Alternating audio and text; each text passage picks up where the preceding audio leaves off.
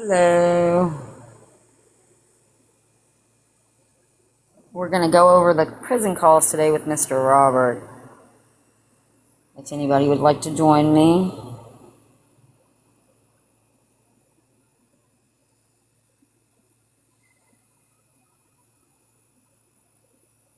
Hello. We're going to be going over the prison calls.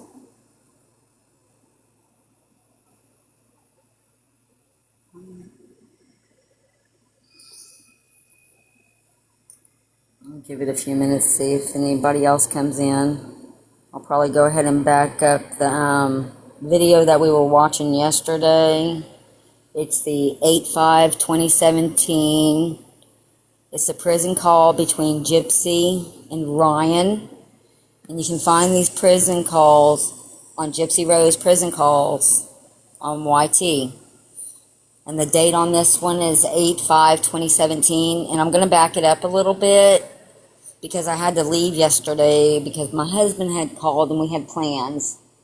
So let me back it up just a little bit and I'll go ahead and start playing it. And we'll see if anybody comes in to join us. Yeah, that's just my personal. And thank y'all for joining me. I don't know. I mean, it'll be interesting once you get out. Like how. I mean, that's the thing too. Well, that and know that celebrity isn't permanent. Mm-hmm. So you're gonna have to accept that, and people. That's the thing. People in the world have like really short attention spans. Let me back it up a little bit more. So hopefully all this will. See, isn't that? Here, go with me right now, okay? Just go with me to this place. But can you imagine just like, okay, imagine that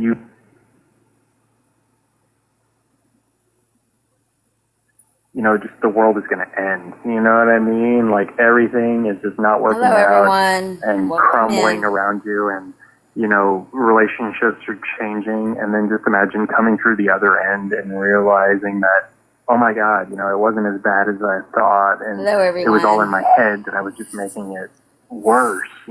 Like you think of every. And just so y'all know, this is the prison call between Robert and Gypsy. And this is on 8/5/2017. And they're all bad, and they're just all like, oh my God, and just, it's like you're dying, Wow, this got depressing. Oh, I'm sorry. But I mean, think think about, you're on the other, you've gone through the other side of it, and you're just like, Hello. oh, that wasn't as bad, Right. Mm-hmm. I don't know, that was just the impression I got. It's like, because it just felt Welcome like, in, oh my God, everyone. everything is just, Right. everything's going to bad. shit. Yeah, everything's Yeah. going to hell. I don't know what to do. Yeah. Yeah, anyway. That's how I felt. Because I'm like, I don't know what to do. I don't know who I can talk to because I can't talk to, Dad about it because, he's telling me how he feels and I want to be mature about it and accept it. And I can't tell Mom about how I'm feeling because, she's the person that he's talking about. Yeah. But I mean, that relief, you know what I mean? Isn't that a wonderful feeling? Yeah, especially after talking with her and her demeanor didn't change while she was talking to me. It stayed the same as before. And, she was still very supportive. And, someone had asked her while we were on the phone something about the petition. And she replied that we want to get at least 5,000 signatures. And so it kind of showed me that, like, okay, well, even though Dad is the common denominator, she loves me because we have built a bond on our own. And no matter what happens, she's still going to love me. And he will too. Of course. Of course. So I just had to find that out on my own. Welcome in, everyone. And freaking out over nothing. I know. I was seriously stressed. But I know. it's all relieved now. I'm just waiting until Dad gets back home. And, Hello, beautiful. Because, it was kind of a breakthrough, though. Because, And for anyone that's just came in, this is the phone call between Gypsy and Robert. And this phone call is on 8/5/2017. And basically they're talking right now about Gypsy finding out about her dad and Christy going through some family issues. Even though we talk on the phone, it wasn't like a talk. It wasn't a No, I don't deep get him either. conversation. And so once we had that deep conversation, I was able to open up a little bit about me Hello. to him. Yeah. Yeah, so kind of crazy. Hello, everyone. I was like, you could tell me anything. I'm not gonna judge you or anything. And I'm your daughter, so why didn't you confide in me? Wow, isn't that a crazy thing that you're just now getting to know your dad? Mm-hmm. That's crazy. I hear myself in the background. Oh my God, is that how I talk? What? Oh yeah, you're fine. I like your voice. I don't. This Why? makes me feel like, I don't know, whenever I hear myself, like, the background, or hear feedback or something from someone's phone, and I hear my own voice, and it just annoys me to no end. I sound like I'm... Okay, y'all. This phone call on 8/5/2017, while she's talking to Mr. Robert, she's complaining about her voice. Do y'all think that she sat there and complained to Dee Dee about her voice? And was like, I don't like the way my voice sounds. Is there anything that we can do about it? And maybe Dee Dee had made the appointment because of that. Because she's complaining about the way her voice sounds. But now in 2026, she likes the way her voice sounds. Because later on we have phone calls where she talks about liking the way her voice sounds, and she didn't want to lose it. That's what she told Melissa Moore. But right here she's saying she didn't like it. So I'm assuming that she probably told her mama that. That's the reason why they were having those conversations. And I bet you her mama was like, no, there's nothing wrong with your voice. We're not going to these doctor's appointments, and canceled them. But let's see what else she's got to say. 3. No, you don't actually. Okay, good to know. Well, not to me. I mean, I don't know how other people will feel, but that's just me. Whenever I talk to I have 2 best friends. Okay, so one of them's Christy, and the other is Rachel. And whenever I talk to Rachel on the phone, she was like, "Oh my God, you do sound like you're 5." Whereas whenever I'm talking to her in person, she's like, she got used to my voice. Yeah. So it's funny. And then Mom's like, it's gotten a lot better since county, because whenever you get excited, your voice tends to go higher, and especially when I'm trying to scream, my voice will go higher. Why would you scream? I don't know, like whenever I'm trying to scream for somebody. Oh. Or their name or something, Oh, I see. Yeah. It goes really, really high. And one of the guards was like, stop yelling. Yeah, exactly. Yeah. There's some... Oh, is it? Go ahead. Oh, no, it was like, I was just gonna, like, poke at you a little and be like, oh, is that the guard that you have a crush on? No. I don't think I like him so much anymore. I heard he's a sticker for rules. I'm like, Oh. You're not cool. There used to be one that worked on the house, and I'm in my thermal right now, and it's a thermal shirt, and I'm like, I had dyed it pink. Well, anyway, whenever I was on 5 House, they had one of the 6 House officers come work, and he was like, I was going to work, and he was like, is that a thermal? And I said, yeah. And he said, that's considered an undergarment. Go put some clothes on. I said, you're freaking gay. Not to his face. I feel like, you don't like to use your gay. Yeah. Oh, lordy. Buddy. Yeah. We do a lot of playing around over here. But I'm like, a lot of the officers, they don't care if you're wearing a thermal or whatever. They just Yeah. always better stickler for rules. I'm like, I don't know. I mean, you know, you just got to go with it. But as long as they're not exploiting you, that's the worst. You're right. Yeah. But, you know, there's a lot of cool officers here. And there was one that used to be a Harry Potter fan, and we'd talk all the time about Harry Potter. She has Harry Potter tattoos, even. Nice. Yeah. But there's a few, like, one that he's from Five House, and he works sometimes on different houses. And he was like, Miss Blanchard, the other day I was in the doctor's office, and I saw an article in People magazine about you. I was like, okay. And he's like, you don't deserve to be here, Miss Blanchard. Oh. He's a sweet son. I mean, a lot of the guards, they understand, and they may have seen the documentary, so who knows? This is a phone call from 8/5/2017. This is Gypsy talking to Mr. Robert, and apparently that documentary influenced a lot of people. Hey, honey. Hello, everyone. Thank you for coming in. Yeah. Curiosity. Curiosity, exactly. I mean, if I worked at a prison and I had an inmate or whatever that had a documentary, of course I'd watch. Mm-hmm.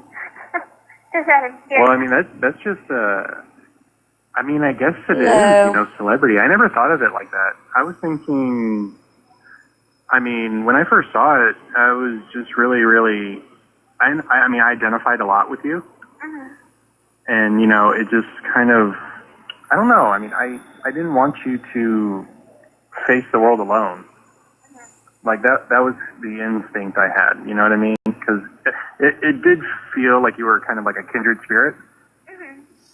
Yeah, I can see So, that. yeah, that's just my personal opinion. But I mean, I don't know. I mean, it'll be interesting once you get out. Like how, I mean, that's the thing too. Well, that and, you know that celebrity isn't permanent. Hey, Sam. So, you know, you're going to have to accept that. And, you know, people, that's the thing. People in the world have like really short attention spans. Yeah, so hopefully all this will blow over. But I'm thinking, okay, so... Okay, 8/5/2017. Gypsy, you're talking to Mr. Robert. I can promise you, if you would have gotten out of jail and you would have kept to yourself and not said a word, this would have blown over. But that's not what you did. You decided to do a documentary and a movie, an interview after interview, and lie. And now in 2026 at 12:43 on a Sunday, we're sitting here listening to your prison calls. And it is very telling of the person that you really are. So no, it didn't blow over, Gypsy. It's getting bigger. In fact, it's about to blow up. So Aaron and everybody that worked on the first documentary is thinking about making a second documentary. This one's after I get out, so they might want to like film me leaving the gates or something. Aaron and Mom and Dad have already talked about it. So I feel like it's never gonna freak.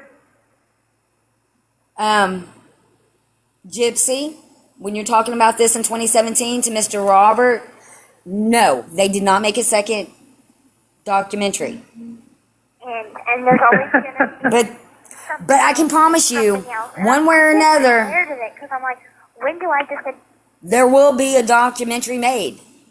Don't know when, don't know how, but it will get made. Be a normal woman just for once. My life wasn't normal before, and it's not normal now. And Like, it won't be Yeah. normal. you know, Never.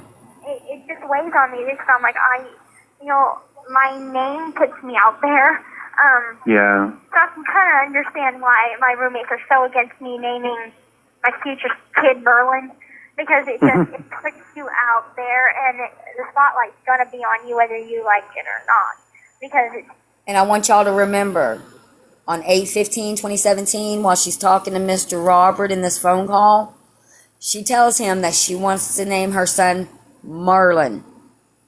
The movie that they were watching the night that she did what she did to her mom was the movie Merlin. So to me, I would think that would be a trophy. And that's pretty sad if you were going to name your son Merlin after the movie that you watched with your mom on the night that you took her out of this world. seems like you stick out like a sore thumb. Well, Gypsy though, is that what you want? Do I want to stick out? Yeah. No. For my Do you want a quiet life? I mean. Yeah, I mean, like once I leave this place, the thing I love so much about where Nick lives is where it was in the boondocks. Like there was nothing. It was secluded. It was nice. It was peaceful. Hello, everyone. And I want to travel, yes, but I want a nice, quiet life. I don't need to be out there, and this is like the peak of the fame that I'm gonna have. Like, there's not gonna be any more whenever I'm out. Like, hopefully, I'll just be able to just be Gypsy, and that'll be it. And then people will know me as a friend, or as a neighbor, rather than that's the girl. Rather than that's the girl that Yeah. So I don't feel a need to have everybody know everything I've been through. Of course, I want to be an advocate for people that might be going through something similar, but I can do that without being exploited. Yeah, she didn't have a quiet life, though. No, that's really cool. Hopefully, just because I even told Dad that, I'm like, when do we stop? And it's Dr. Phil and Dr. Oz Show and 2020 and Dateline and Good Morning America and just all these different people want an interview. And I'm like, I'm going to be picking and choosing who I want to do an interview with. And it'll be so I could be an advocate, not for myself, but for people that have gone through something similar, so it might help them. Because I know if I would have heard of Munchausen by proxy syndrome before all of this, I would have known to get help. I would have recognized the symptoms. So when we lived on the bayou, Gypsy, I got a question for you. In this phone call, you're talking to Mr. Robert, 8/5/2017. I really remember everything that happened when we were on the bayou. I really do. I remember the question being brought up, well, is Dee Dee making her child sick? And then I remember asking the question, well, if y'all really think she is, why don't y'all call the state on her? Because then that would be Munchausen by proxy. So, Miss Gypsy, if somebody around you actually thought that your mama was doing that to you, they would have called. But they didn't. You know why? I can tell you. Because Christy lied to you. Gypsy, you're really sick. You're very sick. And I pray to God that you get the help that you need. Because the only person that ever cared about you, that ever did anything for you, that made sure that you were taken care of, was the one person that you took out. And that's a hard thing to live with, isn't it? They're all lying. Right away, because she had him very clearly, and I would have gotten help. Yeah. Please don't ever go to Dr. Phil. No, I don't. She did. I don't want, Robert, she she did. did. Dr. Oz Show, and Dr. Phil. I don't know if he's a real doctor or not. No, he's a gigantic asshole. He exploits people. Okay. So, and that's kind of, I'm afraid that's what 2020 is going to do. But I said I'd do the interview, and I'm going to do it. If they turn it into something bad, then I can't. It's out of my control. But Well, wait. Request to get the questions beforehand. Oh, that's a see? good idea. I should do that. Yeah. Okay, Robert, I'm gonna write that we down. need to have a talk. Why did you give her all these ideas? You just told her to get the questions beforehand. Let me tell you something. On 8/5/2017, while you're talking to Gypsy in this phone call that we're listening to in 2026, she took your advice. She definitely did that. And now, anytime she wants to do an interview, she does ask for the questions before the interview. So good job on training her. See, you can teach an old dog new tricks. Okay. But yeah, because I mean, if I know what I'm being asked, then I'll be better prepared for it. Not rehearse, Exactly. better prepared for it. Well, yeah. Well, I mean, and well, plus, I mean, you don't just say, you don't want to be ambushed. You know what I mean? Right. Because I mean, it's kind of like those two chicks. You know what I mean? Yeah, exactly. And I didn't handle that so well. So I want to know But what if you're Yeah. not lying, you do.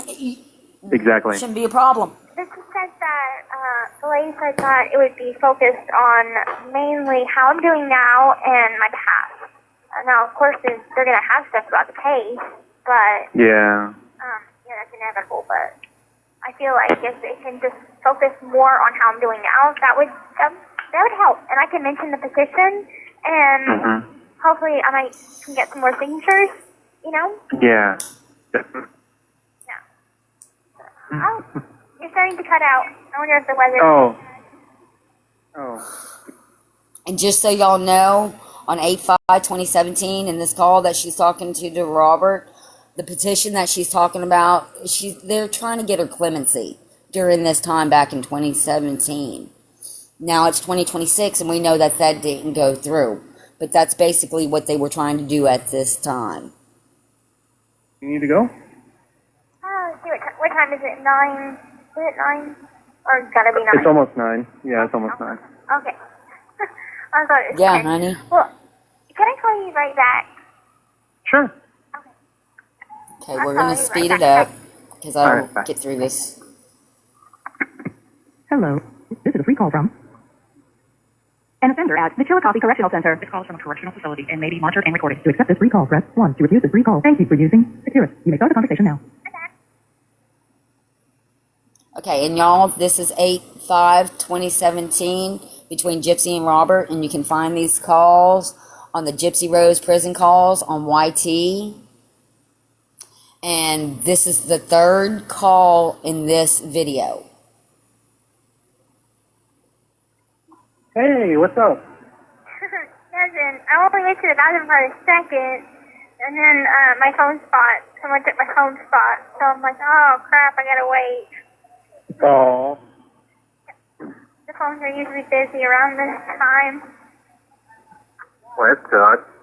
Yeah. Especially when I'm like, I said I was gonna call back in like 2 seconds, and then I'm like waiting 10 minutes or something.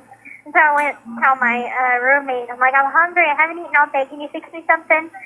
So she's gonna fix me some pasta with soy sauce and cheese. How is it? Yeah. That sounds good. Y'all,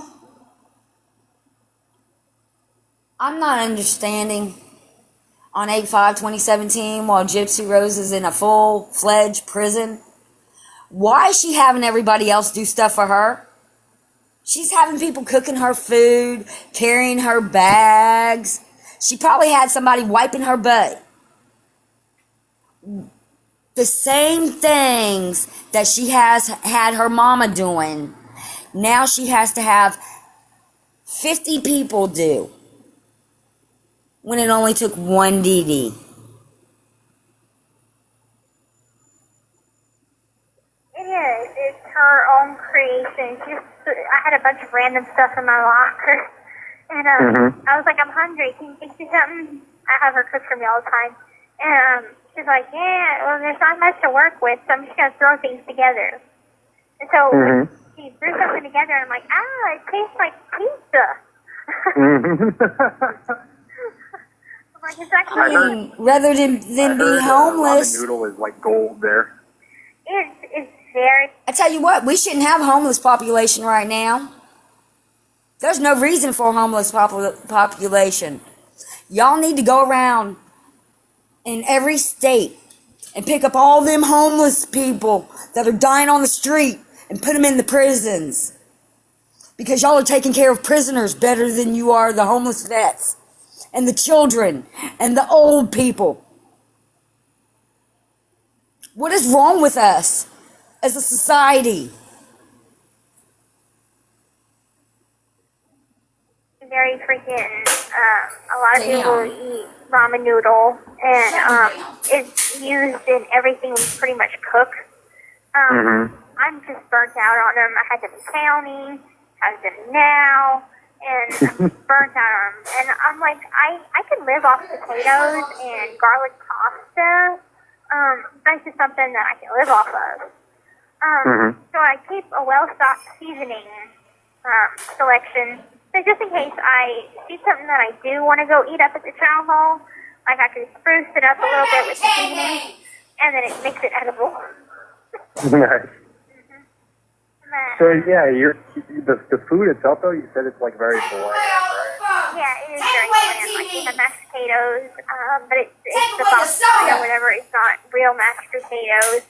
And the one thing Children can't even have soda, and y'all giving them to prisoners? And every once in a while they'll have like a little bit of lettuce that we can put on it, and mustard. A kid can't have a fucking candy bar, but you're gonna give it to a prisoner. But I really, really like the cheeseburgers that we could buy off Fundraiser. But they're $4 and something cents. Like, that's expensive for a burger. But in the visiting rooms, they're only like $2 or $3.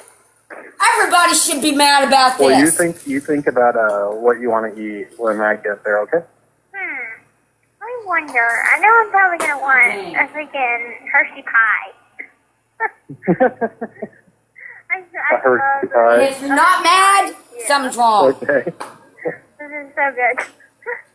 And but yeah, there's a bunch of different kinds of food, and they have like 2 microwaves. Kids dawn on you. Oh, in the visiting room? Yeah. Cool. Are there napkins? I think so. I really think so. And I think there's salt and pepper. There's forks, spoons. They only sell a fork going canteen. So I'm like, I wonder if anybody has ever tried to smuggle a fork back. We the people need to stand up. But You never know. I don't think anything. I'm like, You know what would be great? what? Oh, if like you could actually like visit people and go outside, like, you know what I mean? Like if they had like an area that She's in was prison. kind of like a yard, you know what I mean? Yeah. That's Like people could have like a picnic type thing or something. Yeah, that would be nice. I know they have like a little bit of kind of like a little play yard in Vandalia. They She's had in a play yard prison. for whenever people's kids would come over to visit. Or they had like You know what? You're in prison. Yes, kids need to see their mamas and their daddies. But they don't need a play yard. Sit down and take your visit and then leave and go live your life. ground fed, and it was outside. This is But over ridiculous, here, it's a y'all. lot more prison-like getting and so colder, upset. so they don't have that. Hey, Salty. Do you like to cook? I like to cook. I'm not necessarily good at cooking. Yeah, nobody should get money in jail. I've never, If you're in my prison, mom you never shouldn't get allowed any me to touch money. the stove. No money. Oh. All of them should be So equal. cooking is kind of something I'm not experienced at. Just because you got money, you but can buy your I'm way pretty through good prison. Prison cook. Prison cook. Yes, prison cook. Yeah, I cook different stuff, and my No, teacher not all of sometimes them. Salty, does I something know. Come up with that you wouldn't But necessarily this is think ridiculous. that you could use that to cook a certain thing, and then you end up using it, and I'm like, oh my god, it tastes just like the real thing. Well, necessity is the mother of invention. Yes, yes. So, do you like to cook? Me? Yeah. Oh, yeah. Whenever there's an occasion to, though, that's the problem, is that, like, I'm usually the only person eating, Oh, okay. so it doesn't make much sense to, like, go all out, you know what I mean? Like, Yeah. trying to impress myself, I guess. I don't know. Yeah. Well, sometimes you can impress yourself with stuff you No, never they're knew you not knew going to how stop cook. because they're making money. You're like, It's "Hey, all I'm about gonna money, money, cook money, money. this, so I'm gonna cook The money, this." money makes the world go round. I don't know. I'm kind of weird, though. Like, sometimes I love to have, breakfast for dinner or something like that. Wild. Yeah. Yeah. Sometimes I like Make McDonald's a- fries at like 2 a.m. There you go. Yeah. So it's not like a normal There was prison a where they go to commercial bed at, that, I mean, oh my God. If I ever am homeless, I'm going to make sure to go to Missouri and make sure I'm taken care of. Because apparently, they'll take good care of you. Teach you everything that you need to know when you get out, She did have a college education, y'all, on how to be a better criminal.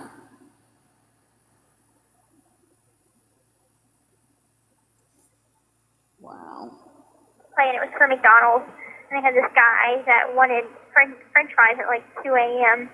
And so he goes out and gets them, and he's sitting on top of his roof. I don't know. It didn't make much sense, but I'm like, I know that feeling whenever I want French fries at 2 a.m. Is McDonald's your favorite? I don't really. I prefer home cooking rather than fast Yeah. food. Mm-hmm. But if I Okay, had to hold it, pick hold it, hold fast it. food, Just then with that right there. 8/5/2017. Gypsy, you're talking to Robert about food. I thought your mama wouldn't let you eat. I thought that you had the feeding tube and that was the only way that you got nutrition. But how do you know that you like home cooked meals? How do you know what restaurants you like if you never got to eat and your mama kept everything from you?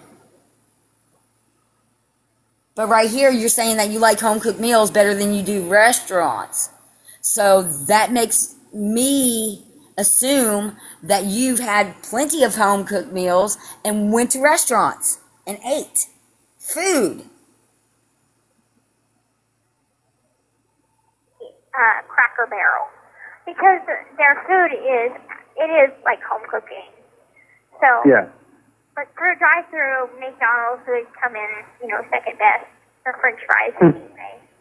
So I don't eat their burgers. I've always liked Burger King's burgers, but McDonald's French fries. Right on. Right on. Did y'all know all And that? I'm like, have you ever been to Kansas City? No. Okay, so they have Jack Stack Barbecue, and it's a restaurant, and they're famous for their barbecue sauce, and they have their own Casey's barbecue sauce, and it's just a very well-known restaurant, and they have really good fries there. Ooh. Well, how would you know that, Gypsy? I have to try that. Gypsy, how do you know that the restaurant in Kansas City has really good fries? Because I thought your mama didn't give you food. Or you're going to have to take me. Yeah, I probably could. I mean, if I'm ever allowed in Missouri again. Why wouldn't you be? I don't know, does anyone kick you out if you committed a crime there or something? No, that's not how it works. Okay, good to know. You want to make a bet, Robert? I was like, Hey, I'll Robert. never come back to Missouri again. Hey, Robert, we're in 2026. I can guarantee you, as soon as Gypsy walked out of those prison doors, they told her to get out of the state in 24 hours. Because she didn't get to go to her little game or see Taylor Swift or any of the things that she had planned. Because she had to be back in Louisiana within 24 hours. So, Mr. Robert, you're wrong. It does go like that. And as far as I know, I don't think she is allowed back in Missouri. But let's continue. Are you all right, Kitty? You sound kind of agitated. Oh, I am. Yeah. No, I'm not. Oh, okay. No, Maybe it's just me then. I was just a little annoyed at the freaking phone line.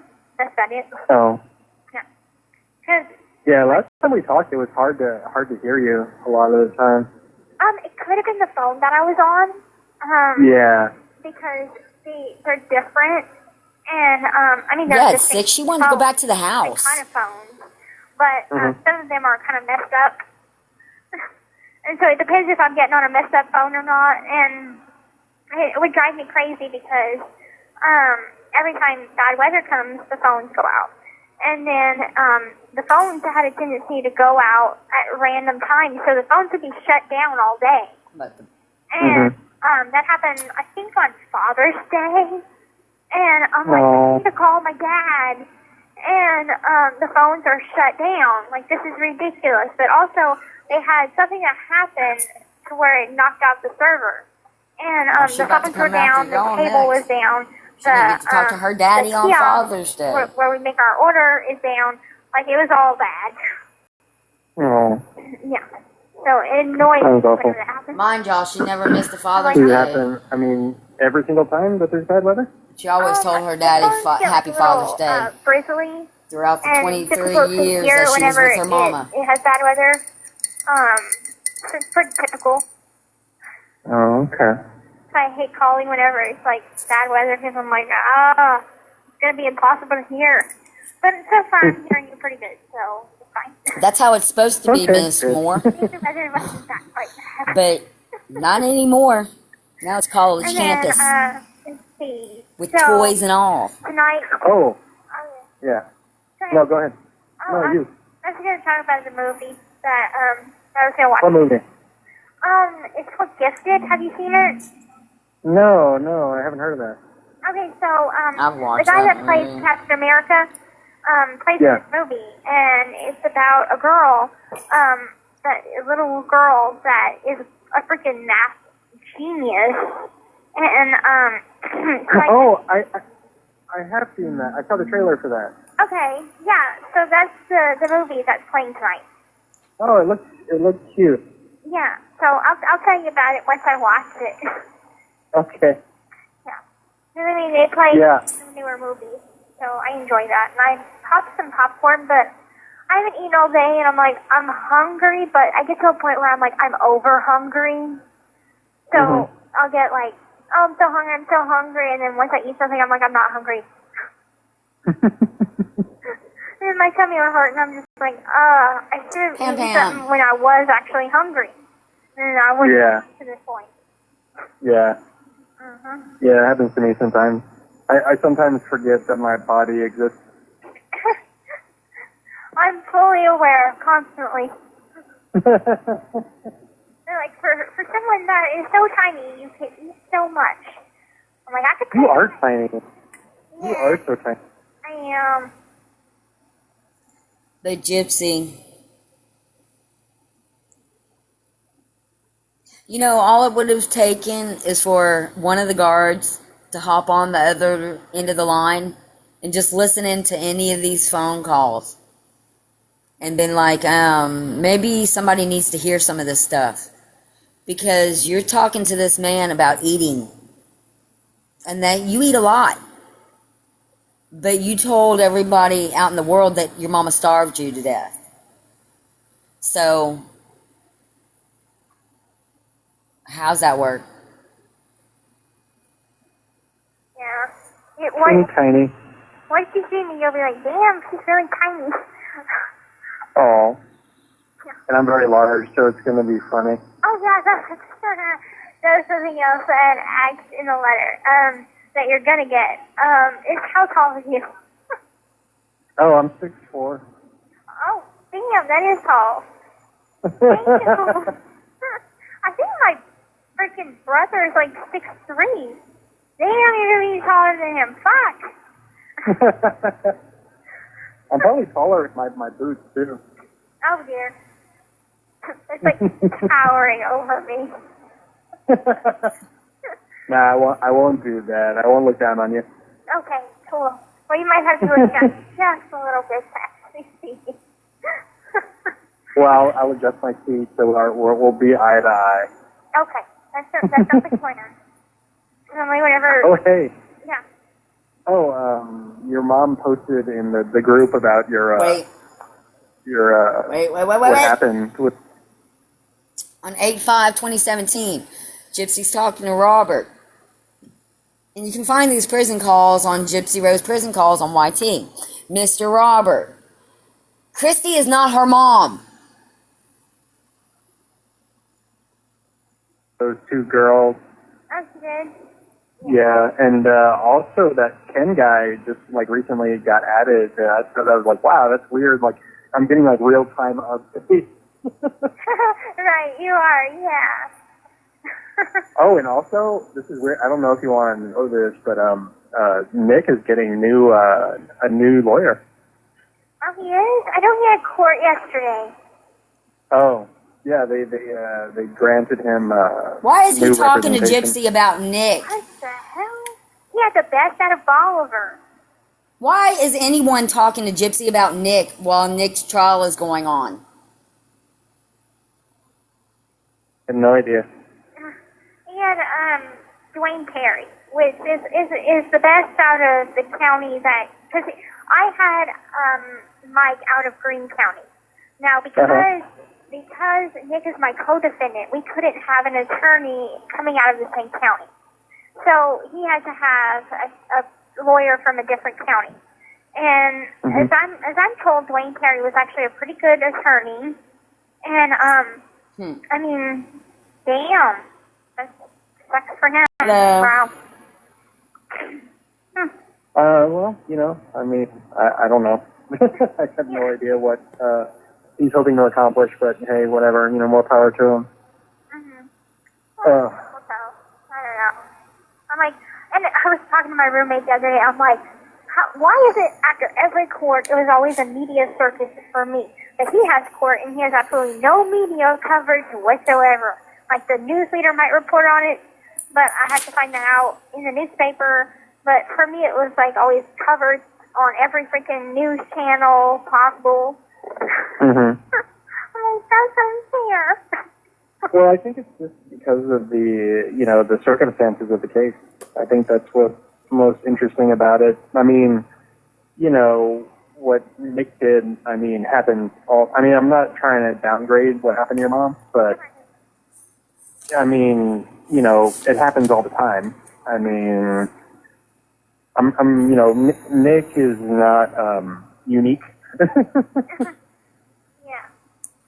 I mean, in my opinion, he's not.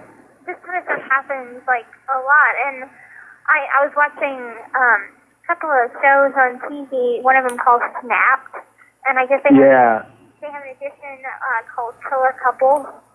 And I was just like watching these stories, and it came across a story that the guy was in a relationship with this chick, and well, anyway, they had a BDSM relationship, and I guess it wasn't satisfying. 8/5/2017, Gypsy just introduced BDSM into the conversation. Further, before in this conversation that they're having, some other words were also introduced into this phone call. So it's working up to them talking about a BDSM relationship. Find him anymore, so he wanted someone else to join in. Well, long story short, the girl, the intended target, turned him down. So he killed her, and then afterwards he raped her. And what? Yeah, and so that just kind of reminded me of what Nick wanted to do to my mom. And so I'm like, wow, there's just more people out there like that than just him, and it just kind of shocked me. Yeah. What do you think of that? I mean, people like that. I don't know. It's kind of scary. I mean, it's like, to what point do you just stop and you don't have a conscience anymore? To where you know, I'm like, Nick had mentioned it to me where he wanted to do that, and I was like, absolutely not. There's no way that I'm letting you do this. And of course he had his alternate personality telling me, like, if he was going to do it, it would have to be his way. And upon, like, thinking about it more in our conversations, I realized that he knew exactly how he was going to do it, and, exactly to a T. Because I didn't put it together. I guess my mind was trying to block it out or something. And then I was putting things that he said together, and I'm like, oh my God. I kind of wonder if he was low-key trolling her, too. For the moment, I'm doing this in the moment, I don't know what the hell I'm doing. This was calculated to such a point that it's unbelievable. And So, if you think about it, though, he's the one who did most of the planning, right? yeah, because Y'all hear her talking to this man on 8/5/2017? He's like trying to ask her questions and pull the information out of her. And I thank him for that, because all the stuff that he's telling her, we know now are lies. And we can prove it. We can prove it with the videos. We can prove it with the emails. We can prove it with the FOIA documents. I mean, everything's there.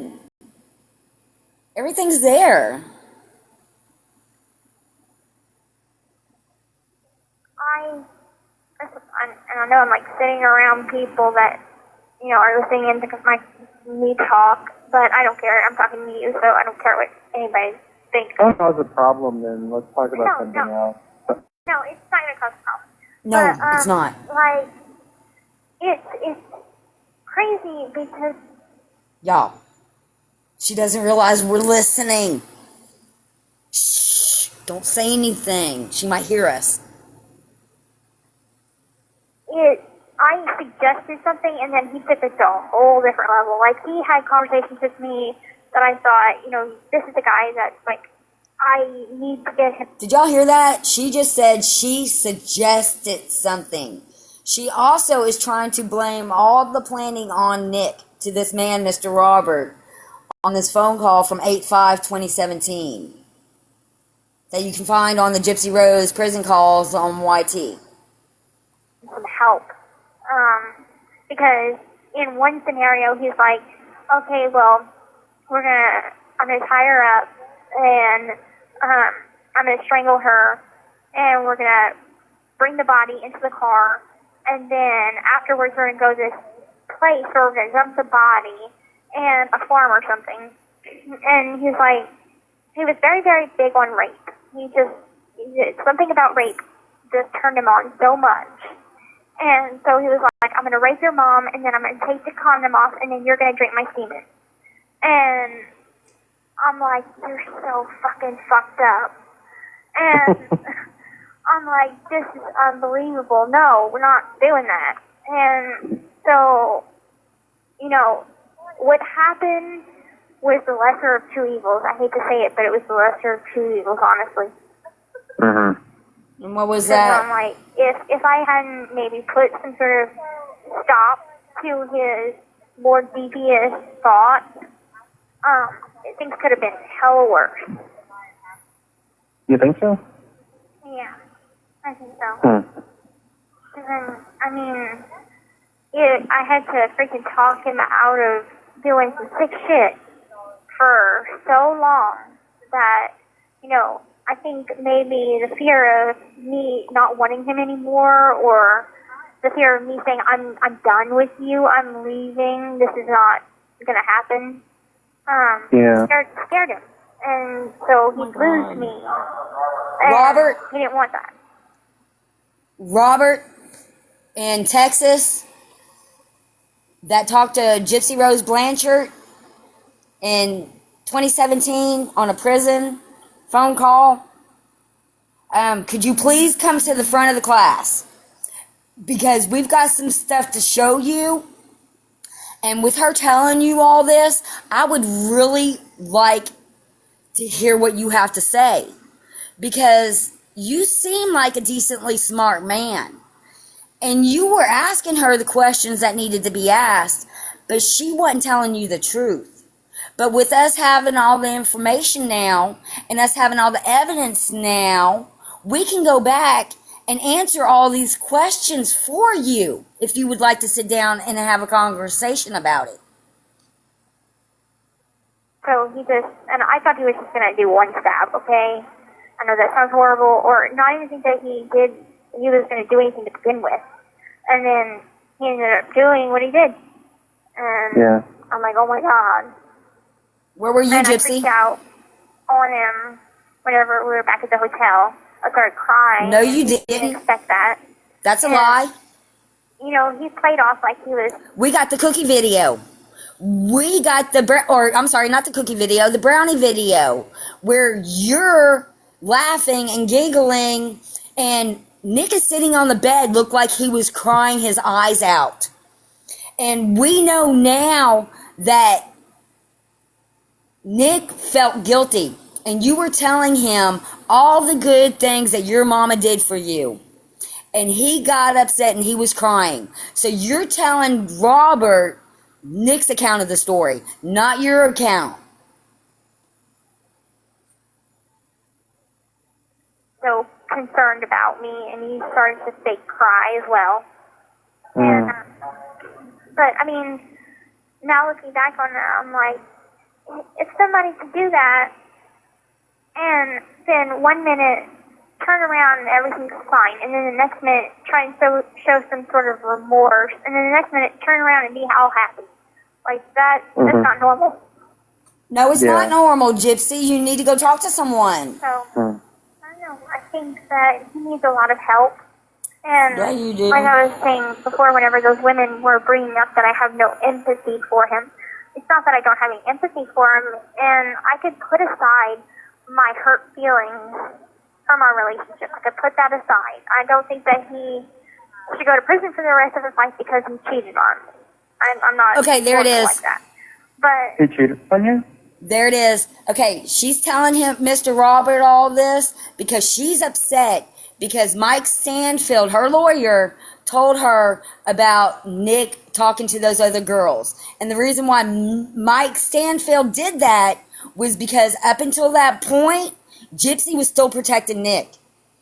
But as soon as Mike Stanfield, her lawyer, spilt the beans and told Gypsy, oh, he was cheating on you the whole time. Then she decided, oh, you've got to go under the bus too. Let's see what she says. oh yeah, I had to find out through Mike whenever he was going through Facebook records. So Nick had all of my passwords. Mike, He you was know always what she afraid that I was is. going to cheat on him, even though I never gave him a reason to doubt me. And so he had all my passwords to everything, email, Facebook, whatever. And I asked him one day, I'm like, no, it seems only fair if you have my passwords, why don't I have yours? And he kept on saying, well, we're going to get a joint account. We're going to get a joint account. And have once we're one. together, I'm going to delete my account and we'll get a joint account. And I'm like, okay. And I didn't question it further. And then whenever Mike had came over, when I was in county, he was like, you know, he was talking to like 3 other women quite explicitly.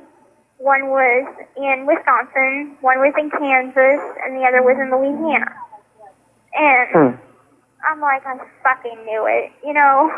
It's like one of those things you have a gut feeling, but you're like, you put it aside, and you're like, no, he wouldn't do that, he wouldn't do that. Yeah, he did. Yeah. Oh. That's kind of where I was like, you know what, fuck him, I'm so mad, and that's where we kind of really broke up. I was like, at the beginning I was like supportive, and I felt like we were going to get through this together. Until that. I was like, no, too much. Well, also, I mean, those girls don't know that he threatened you. Oh, he threatened them too. He threatened to kill one, the one in Wisconsin. He was like, if you try to follow me, or if you try to, you know, visit me or whatever, I'm gonna fucking kill you. And Sorry, to leave that alone guys. and stuff. And so that's all in Facebook records. And hit it. Oh, no, I was talking. Sorry. about like when you were all when you got arrested together. Oh, yeah. Yeah. Mhm. I'm gonna eat then. Love you, Susie. She's like, I love you too, butthead. She came up with a freaking nickname for me. It's Gypsy Poo. I hate it. Gypsy Poo? Yes. Oh, that's awful. I call her Susu Bear. I'm talking back to you. I said I call you Susu Bear. Yeah, you heard your name. Grown woman. But anyway, I mean, I just think that he has a lot of work to do on himself, and I don't think that I manipulated him into where he's at, because he showed violent tendencies before that and made death threats upon many people, you know, but mostly he just shows that side of himself to his girlfriend. He doesn't show that side of himself to anybody else. And Yeah. I tried to tell the women, I'm like, listen, if you were his girlfriend, you would know a hella better than from the outside looking in, you know? Mhm. And I'm like, you don't know how he's like. And I remember, I think that's what I said in my interrogation. I'm like, you don't know what he's like. And it's true. And he could play off the whole innocent, oh, she asked me to do it, so I just loved her that much routine. But I know the truth. And so... Yeah, that's what he said in his interrogation. Mm-hmm. And I'm like, I know what he's like. I know. But, I mean, I think both of us had cards to play, and our attorneys kind of viewed it that way. He has the mental health card. I had the fucked up childhood card. And we played the cards that we were dealt with. Yeah. You know, it's a strategy, especially whenever going through a case. Well, but here's the thing. Wow. I mean, like, he's at a So, disadvantage because he Crime actually is a did game something. now, y'all. All right. Yeah. You know what I mean? Crime's a game. It's like, that's what I Game of don't chess. get, and what I don't get what you got, you know, I mean, I think it's undeserved because, I mean, you know, yes, you know, you can daydream and, you know, you can actually go through the process of planning something, but when you put something into action, yeah, that's where it got you, you know what I mean? Yeah. When you agreed to it. But at the same time, though, When she like, agreed to you didn't it. actually do It- anything. Right. And that's what bothers me. Robert, 8/5/2017. You actually think she didn't do anything? While she planned it for over 2 years, because me personally, I think it goes back to 2011. Let's see, she did that. She bought the bus ticket to get him there. She stole the thingy to do it. She stole money and pills, and she put duct tape out for him, gloves, handed him the knife. And then was probably in the room, and I'm pretty sure with all the drops in the kitchen of the red Kool-Aid, pretty sure something happened before Nick even got there. Because Gypsy sent a message to Mr. Nick saying that it had to be tonight. That wasn't Nick saying that. That was her saying that. But let's go on. About the whole thing. Well, I did hand him the murder weapon. So, I mean, I think, as for physical-wise, yeah, I did do something, and then at the same time, I didn't do anything, and not doing something also counts as against me, too, because I could have called the police, and I didn't. Yeah, that's true. Okay, with her saying that, y'all, I'm sorry, I'm stopping this so much, but with her saying that right there, she could have called the police, but she didn't. Why didn't you do that before it came to that point? Like, when you're saying that you're going through this medical abuse, why didn't you call the police then? In hindsight, I'm like, I know I did multiple stuff wrong. I'm losing my voice. Multiple stuff wrong? But So in other words, if you would have done it the right way, nobody would have caught you. Is that what you're saying, Gypsy? You did multiple stuff wrong. Because in a phone call that you have later on with Ryan, you make a statement to Ryan that if he ever cheats on you and you find out, that the next time you do it, you're going to make sure it looks like an accident.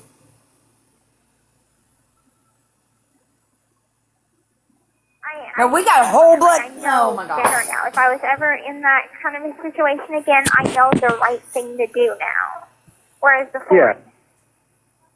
And that's another thing that was pointed out in the documentary that I really, really liked, that, you know, that people who are affected by this type of abuse that you experienced can lose touch with reality. And plus, I mean, you were under the influence of drugs.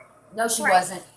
So, I mean, you know, probably had absolutely no, you know, feelings one way or another about what was happening. True. And that's kind of what made it easy to cope with. But then whenever I got arrested and the drugs went away, then that's where I started to crumble and become in shock. And then people were like, you have no emotion. What the hell's wrong with you? Like, you're a psychopath. And I'm like, I don't know what's wrong with me, but I just don't feel like this is real. Yeah. I was in shock. And then whenever it hit me, and it finally hit me, you know, I cried, oh my God. But in a place where you're being watched, your every move, and you have to be put on, like, suicide if you start crying. It's not easy. Like, I would have needed to break some shit, you know, scream, get it all out. And I wasn't able to do that. Yeah. So. I really wish, I don't know, maybe I can talk to somebody. Like, I wish there was someone I knew that could, like, that specialized in what you went through and could actually, you know, you can talk on the phone to. I mean, because, I don't know, I really wish you could, you know, get some, I guess, guidance, you know what I mean? Yeah. To actually process all those feelings. Yeah. I know Dad suggested it, and his insurance would cover it. But I don't know. I mean, I talked to Mom, and she seems to be like someone that's there for me in case I need to talk, but I feel like an expert. That's I not don't the person know. that you need to be talking to. And she's not Because your mama. even the people here, they're like, you have a lot to process. And that seems to be the only thing that they tell me is you have a lot to process. And I'm like, okay, can we move on to how to process? You know? Yeah, well, I mean, there's lots of different methods, and that's the thing too. I mean, there's like, you know, the difference between a psychologist and a psychiatrist. You know what I mean? Like, I mean, you made it very clear that you're not interested in being on medication ever again. So, a psychiatrist is out. Right? Yeah. So basically, what I would recommend is behavioral. Oh shit! Hang on. Oh my God, I'm losing my words. Oh my God, I'm going stupid right now. Oh my God. Behavioral therapy? Well, it's behavioral modification therapy, and basically what they do is they teach I don't know you if to he's buying kind it or of not.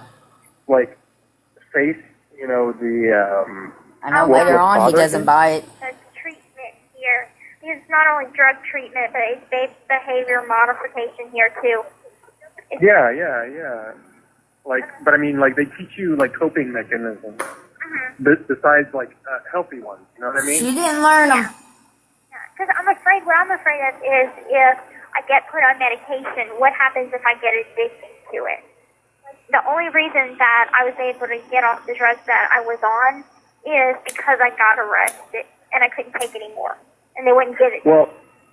Well, But Gypsy, when you got arrested, there was nothing in your system. Nothing in your system. So, what were you on again?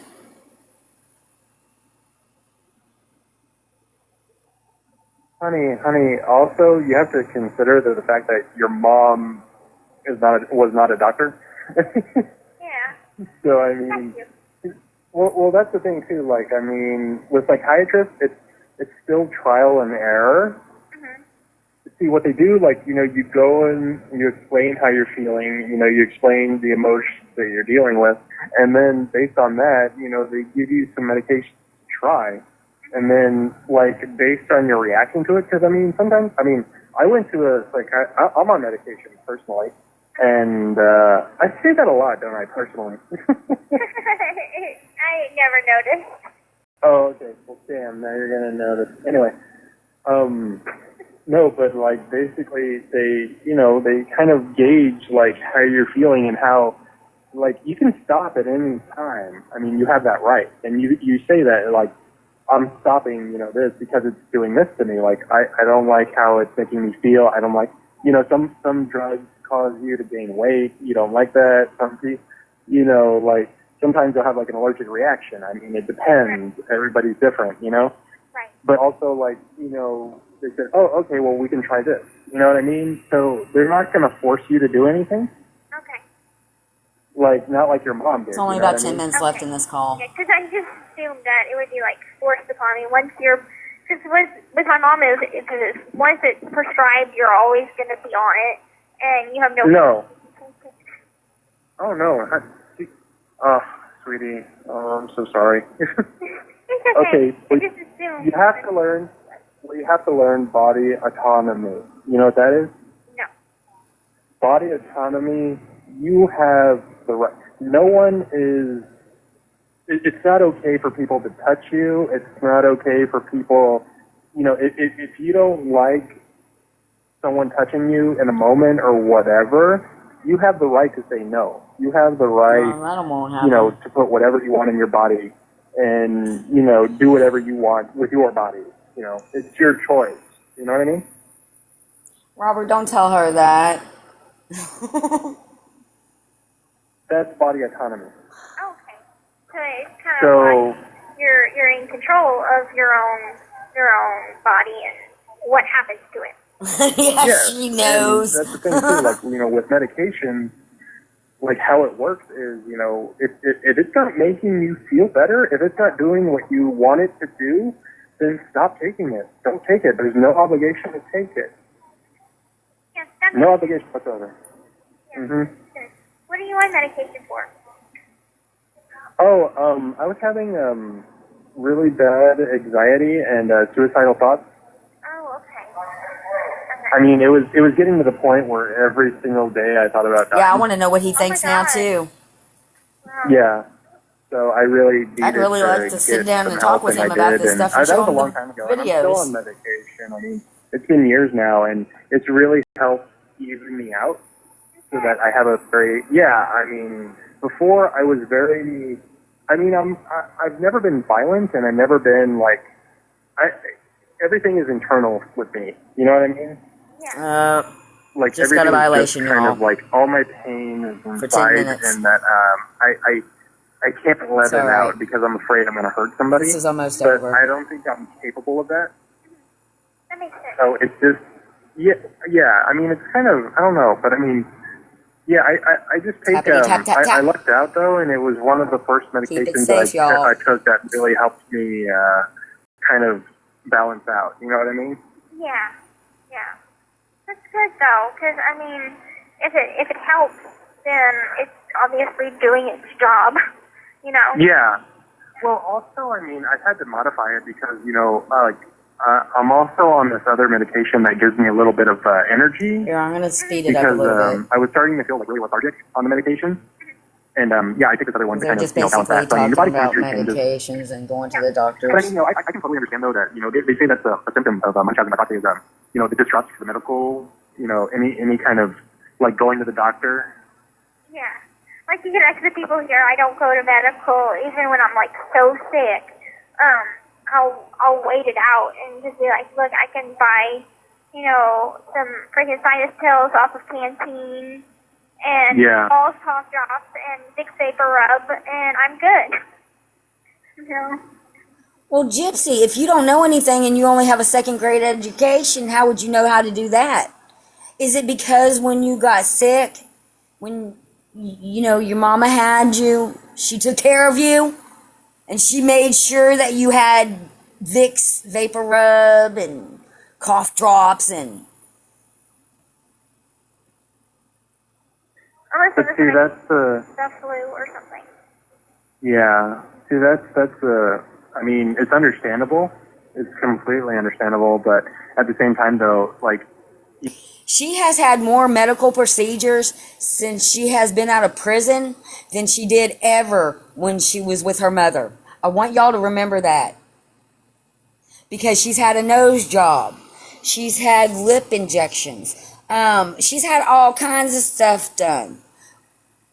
Y'all, how is it that she's okay with going to the doctor now and getting all these procedures done?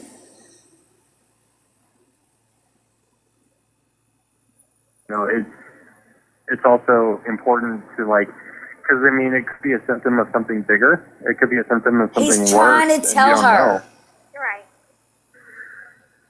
So I mean, you have to have that kind of, you know, that confidence that, oh my God, you know, I need to, because that's the thing. Like, if it's lasting longer than you thought, or if it's, you know, there's something like you get a cold, but it's, you know, it doesn't feel like, yeah, or if it Right, feels just like the flu or something.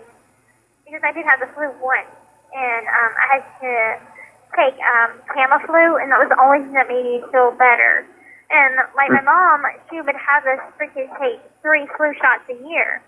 And I know that's excessive, but she thought that, you know, the more flu vaccine in you, the better. And I got the flu vaccine here. But y'all, I mean, why would she do that? Why would her mama make sure that she had the flu shot if she was trying to hurt her? That don't make no sense. And I actually got sick from it. That's what I got so sick from. Because I'm like, the whole vaccine, the whole point of the vaccine was not to get sick, and I got sick for a whole month.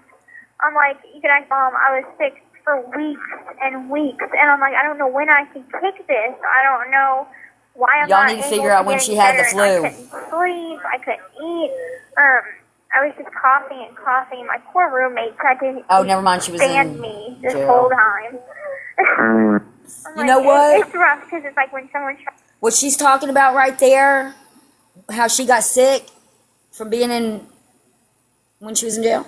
Her mother, as soon as she started showing signs that she was sick, would have taken her straight to the hospital or the doctor's office and told them she's getting sick, she's not feeling good, got her the proper medication, and took care of her and made sure that she got better. Like a good mom's supposed to do. Sleep, you obviously don't want to bother them with your coughing. And so I'd go to the bathroom, just cough my lungs out, and then go back once I felt a little better. I probably tried to sleep in every position possible. Well, you do know what the flu vaccine is, right? Mostly flu. Yeah, it's a modified strain. That's flu itself. Yeah. But Well, what it is, everybody's like, go get it. So I'm like, okay. well, what it is basically it gives you like a modified version. So, like, you know, you already build up the immunity, so you won't catch the actual flu. Right. Yeah. That flu sucks. My goodness. I did. Oh no, it doesn't. I don't. And I was like trying to figure out, like, this doesn't feel like a normal cold or cough. And it wasn't until the body aches and the chills started to happen. I'm like, that's bad. And whenever you're living with somebody, you pass it back and forth to each other. And so I would pass it to her, she would pass it to me, and then we'd just stay sick for like 3 months. Oh. Yeah. But it's pretty much that same way in here too, because you're Okay, on a so camp she with was so many talking girls, about her and mom. if somebody has a cold, Wait a minute, y'all. She was talking about her mom when she was living with her mom. So she had caught the flu, got sick. Her mom took her to the doctor and everything, but her and her mom kept on passing it back and forth. So they stayed sick for 3 months. And during that time, while her mama was sick, guess what? She was taking care of Gypsy too. it's going to get around. Yeah. They're kicking us off the phone. It's time for count. Oh, okay. Okay. Well, it's good talking to you, and Likewise. I'm going to get your letters in a few days. It takes 4 days to get your letters. So, Okay. I don't know how long it takes for you to get mine. But you should get it either by Monday or Tuesday. Hey, do you wanna call me like another day? Yeah. What day? Oh, how about tomorrow? Okay, tomorrow sounds good. Tomorrow around the same time? Yeah. Okay, talk to you then. Okay, bye, All right, Gypsy. have a good night. Bye. Okay, that's the end of that phone call, y'all. Let me see who's on the list. If anybody wants to come up and talk about it.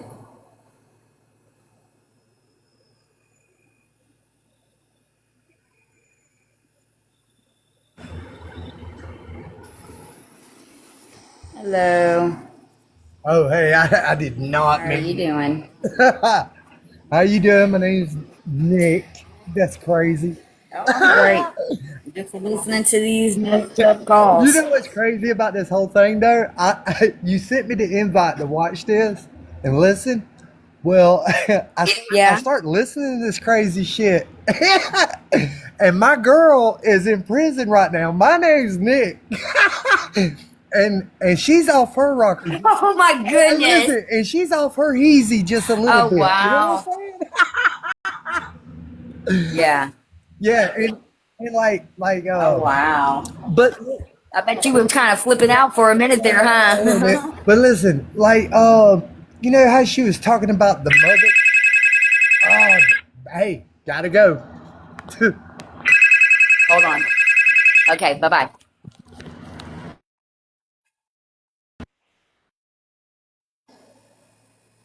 Okay, y'all. Okay, well, that's the end of that phone call. Do y'all want to do another one? Because it's not like we have a lack of phone calls or anything. That one was from 8-5, so let me go down here and see what else we got from Robert. She said the next day, so there should be a call on 8-6, because basically with him telling her that, he's testing her to see if she can follow directions. So let's see if she can follow directions and call him back the next day, like he told her to.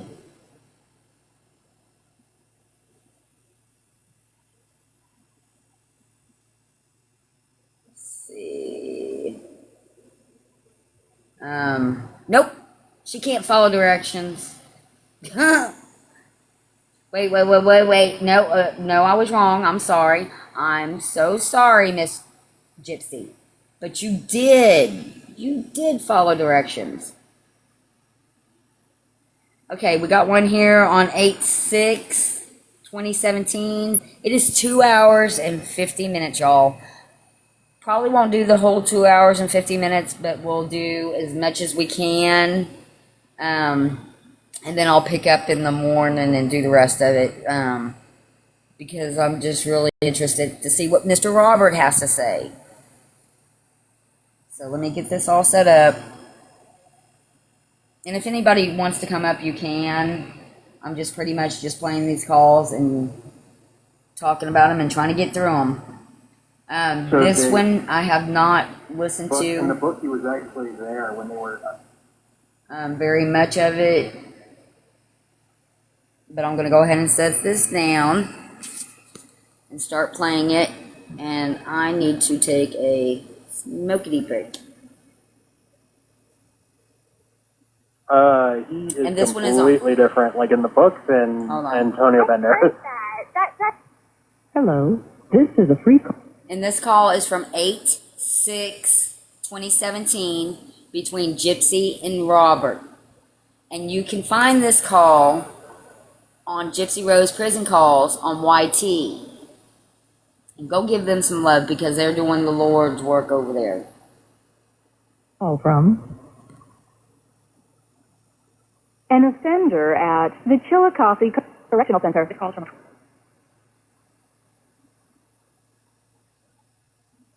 and may be monitored and recorded. To accept this free call, press 1. To refuse this free call, press 2. Thank you for using Securus. You may start the conversation now. Hey, how are you? I'm doing good. Just enjoying my lazy day. You're lazy today. It's my day off, so I've been Yeah, I like freaking Robert, too. sleeping mostly all day and reading. Freaking? Sleeping. Oh, yeah. Yeah. I'm getting into this really good book. It's What book? This is one of those It's ones called that's slow. Beauty's Punishment. Can y'all hear it? S&M version of Sleeping Beauty. Yeah, Anne What? Rice. Yes. We're already starting this call off. Oh my goodness. Okay, so basically,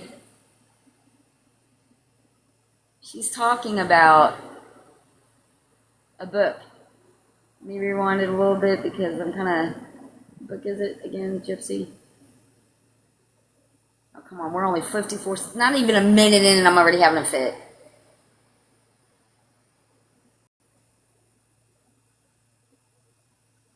Let's hear that again. Thank you for using Securus. You may start the conversation now. Hey, how are you? I'm doing good. Just enjoying my lazy day. Your lazy day. It's my day off, so I've been freaking sleeping mostly all day and reading. Freaking? Freaking. Oh, yeah. Yeah. I'm getting into this really good book. What book? It's called Beauty's Punishment. Beauty's it's, Punishment. Kind of S&M version of Sleeping Beauty. Yeah, Anne Rice. Yes, yeah. So Mhm. I'm reading book 2 of it. So Gypsy, in 2017, with the second grade education, you're reading Anne Rice?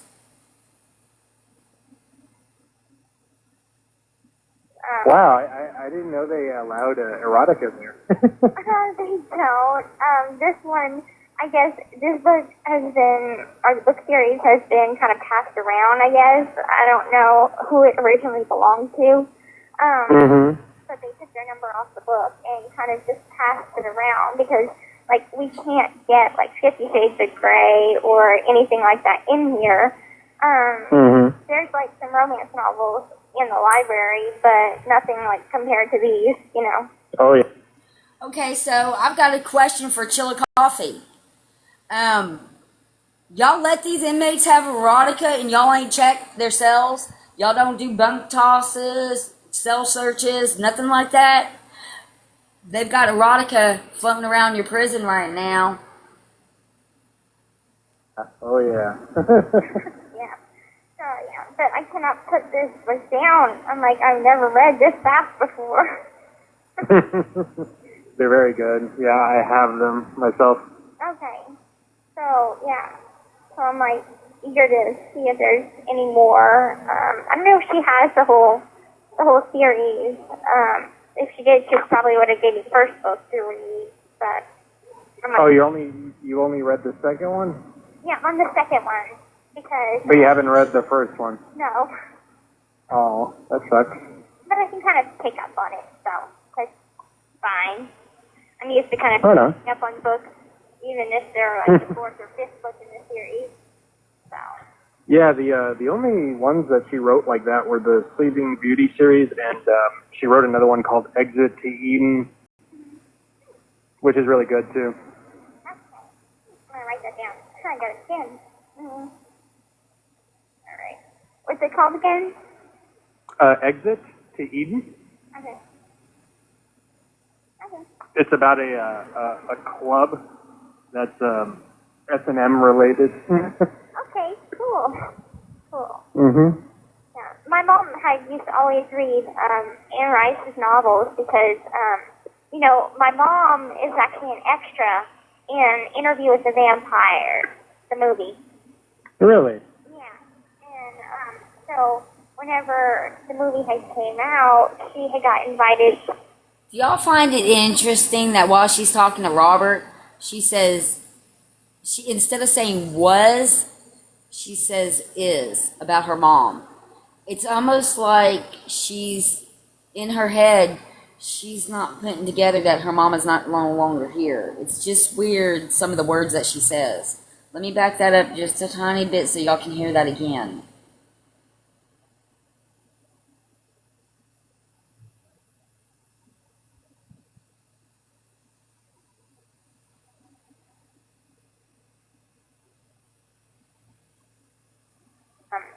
you know, my mom is actually an extra in Is. Interview You with heard the that? Vampire, the movie. Really? Yeah, and so whenever the movie had came out, she had got invited to Anne Rice's kind of party. It's like a ball or whatever that they throw annually. And I saw some pictures, and it looked really cool. Yeah, there's So no that's talk always about kind of any been one of my spoof. favorite movies is Interview with the Vampire. Oh, I love that one too. The book is Oh, kind here of comes different that though. story. It is? Mm-hmm. Well, like, I mean, I like it for what it was, but the changes they made no sense to me because, for instance, like the vampire Armand, he is completely different, like in the book, than Antonio I Banderas. heard that. That's something that my mom had brought up whenever she was telling me about the book. And so I guess Armand is like more of a child in the book. Well, yeah, he has like cherub-like qualities, but I mean, he's portrayed more as like a Greek god. You know what I mean? Okay. Seen a little bit of. And like he has long blonde hair, and he's definitely not Antonio Banderas. Okay.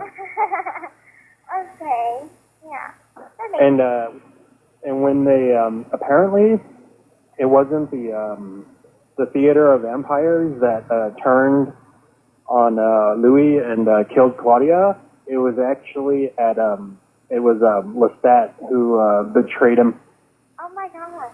Wow. And in the book he was actually there when they were taking them to be executed. Oh my god. Wow. Now Yeah. I definitely have to read the book. Oh, the book is excellent. They I get kind of was like obsessed with the movie when I was little because I was like I knew that my mom had been an extra in it, and she originally had went to try out for the role as Barbette, so Louise. And Yeah. I guess they completely cut that out. Yeah, they of the did. movie. So so she ended up being an extra, and I was always like, yeah, I want to watch the movie that my mom's in. So if you could picture this little like 4 or 5 year old me, like quoting one of the lines, it's Claudia's line, where she's like, if I cut my hair again, and I would do that part, it will go back again.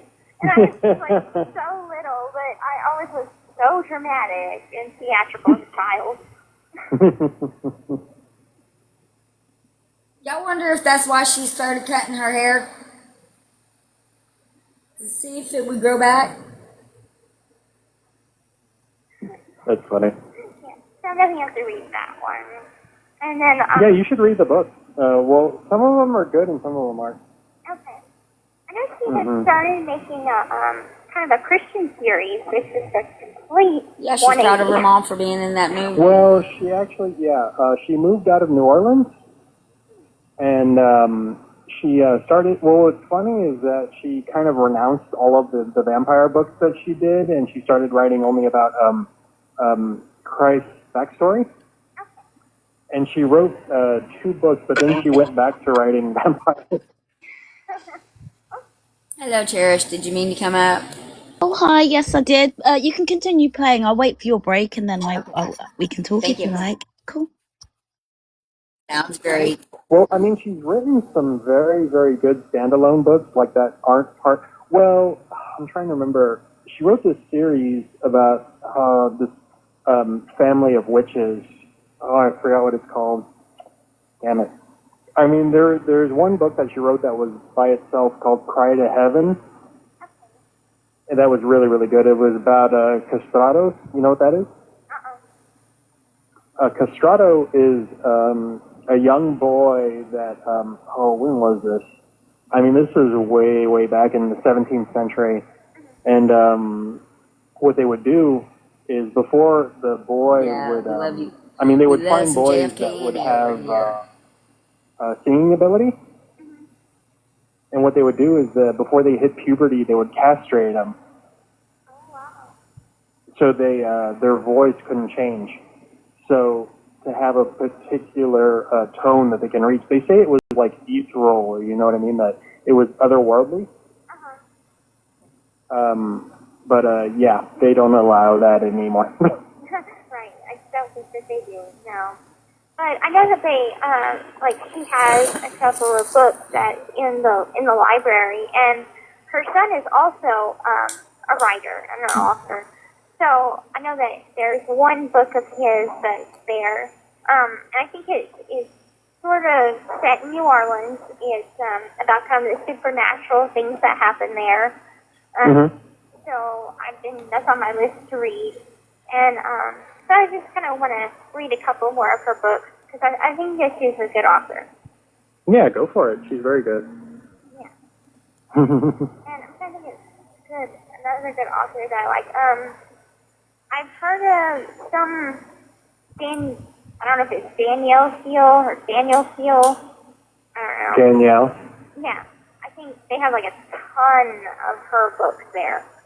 Oh, yeah. That doesn't surprise me. Yeah. So, I mean, She's written a lot. They're kind of like stuff that you buy at the airport. You know what I mean? Oh, yeah. Yeah. Usually I don't typically read those. Oh, my God. Do you only like supernatural stuff, or? No, I like, I like things based on the nonfiction. Trying to think what else. I don't know. If it's a good book and it's a good author, then I'll read it. Yeah. You know? But if it's a totally crappy book, then I probably won't read it. Yeah, it's odd to me too. So it's all about... Right now, I'm reading a Stephen You King. skipped the question. He said collection. nonfiction. She skipped it. Yeah, I was gonna. Yeah. Yeah, it's because she don't want to answer it. I think that's nonfiction. Everything she watches is fiction. Oh, I was gonna recommend. Yes. I mean, and that's the thing with the movies and the books and everything that they read, saw.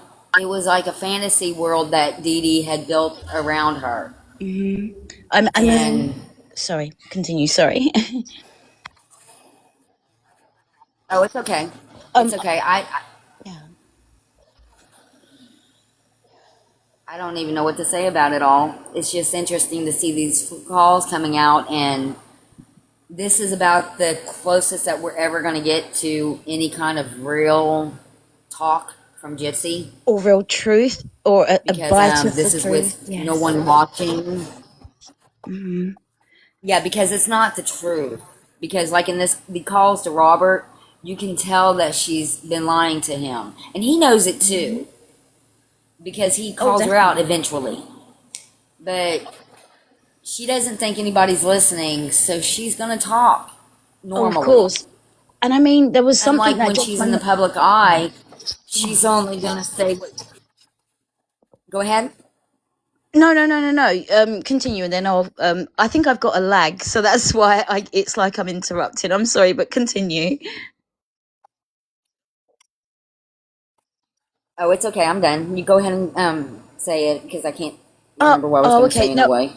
Oh, I'm sorry. I was just, all I was going to say was, with the whole nonfiction thing, it's nothing much has changed there, because when she was doing the show, I think it was, or she said it in lives as well.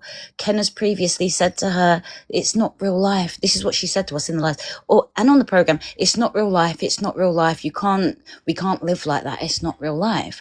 So again, she was continuing to try and live in fantasy land after coming out, after being with Ryan, then being with Ken. You know, and Ken's the only one to say, Yeah, "Babe, because it's not real life." Exactly. And me personally, I really think that she wanted to go back to the life that she had with her mom, but the only thing is her mom wouldn't let her pursue what she wanted to pursue. And her mom was like trying to stop it and telling her, "No, that's not a good thing, and you're going to get hurt," and trying to protect her. And she didn't understand that she was trying to protect her. She thought she was trying to keep her from living her life. But the thing, I mean, New Orleans lady, can I ask you one thing? I mean, it's like, look at how she's acting in prison. yeah, of course. I mean, that behaviour there is disgusting, and I mean, that's no form of punishment. What she got there was a holiday camp completely. But I mean, how could Dee Dee possibly agree with what she was asking? She was wanting to go with a guy that was the same age as her father. If any of my daughters, no matter how mature, how sensible, how well they're doing, rocks up with a guy that is the same age as their dad, hell no, I'm saying yes, you can date him. Hell yeah, you can stay at his house. Hell yeah, you can stay the night whilst you've run away. No, none of that is happening. So I'm not sure. And that's the problem. And that's the problem. Unfortunately, I don't think Gypsy understood that. And And from that, I don't think she still, I don't and, think she and understands it now. no, she It's doesn't. And from just, that, she you know, wants she us wants to to do paint what her she mother a wants to victim do. for it. Like, no, your mother was protecting you clearly. Clearly. This is a grown man, and Yeah. you would like blessings to run off with him? No. I mean, yeah. I mean, Nope. my perspective. I mean, I could never Okay, condone well, let's it. get back to this call. Yeah. Oh, no, I wouldn't condone it either. I would have tied my kid to the bed at 18 years old if she was disabled Yeah, and trying to talk to a I would have, 35-year-old I would have and nailed the, broke her I would have computer nailed the and door broke from her the other phone. way. You Exactly. guarantee me because you know what? I'm trying to protect her. That's right, exactly. It's like Uh-huh. before. I mean, before when my daughter kept slamming my door, I mean, go on, say it's abuse, but my daughter kept slamming the door. And so I warned her many times, 4 or 5 times, warned you keep slamming that door, you're rocking my house. I've got plaster falling. I'm having to do plaster builder job on my house because you're slamming the door. Slam it again. The whole door is coming off its hinges. I'm going to take that door. She did it again. The whole door came Exactly. off. The door comes off. You get no door, teenager. Exactly. You get nothing. Because You know, exactly, because there has to be consequences for their actions. Because if you exactly. don't give a teenager consequences for their actions, something bad will happen. That's Because right. they think they know it all, and there's no fear at that age. That's right. And they I think they mean, can when we're overstep teenagers, your we think we know boundaries. everything. Oh, of course. I remember being Yes, a and they teenager and want to thinking I test knew the world. everything. I could rule the world. I remember being like that. Yeah, I dealt with life better as a teenager than I am in my 50s. Oh, yeah, I knew more definitely. then than I do now. I'm a How's shell of that the work? person I used to be. I'm like, Oh, for real. yeah, I'm like, how did I know so much back then and now I don't know nothing? Right. It don't make sense. But let's continue this call. Of course. One to you. I'm not sure if they have it there, but it's called Different Seasons. Okay, I'll write that down. Yeah, definitely give that a read. Well, at least 2 of the stories you would like. Okay. There's 4 novellas in it. Okay. Oh, I have to pause it for a I'll second. definitely.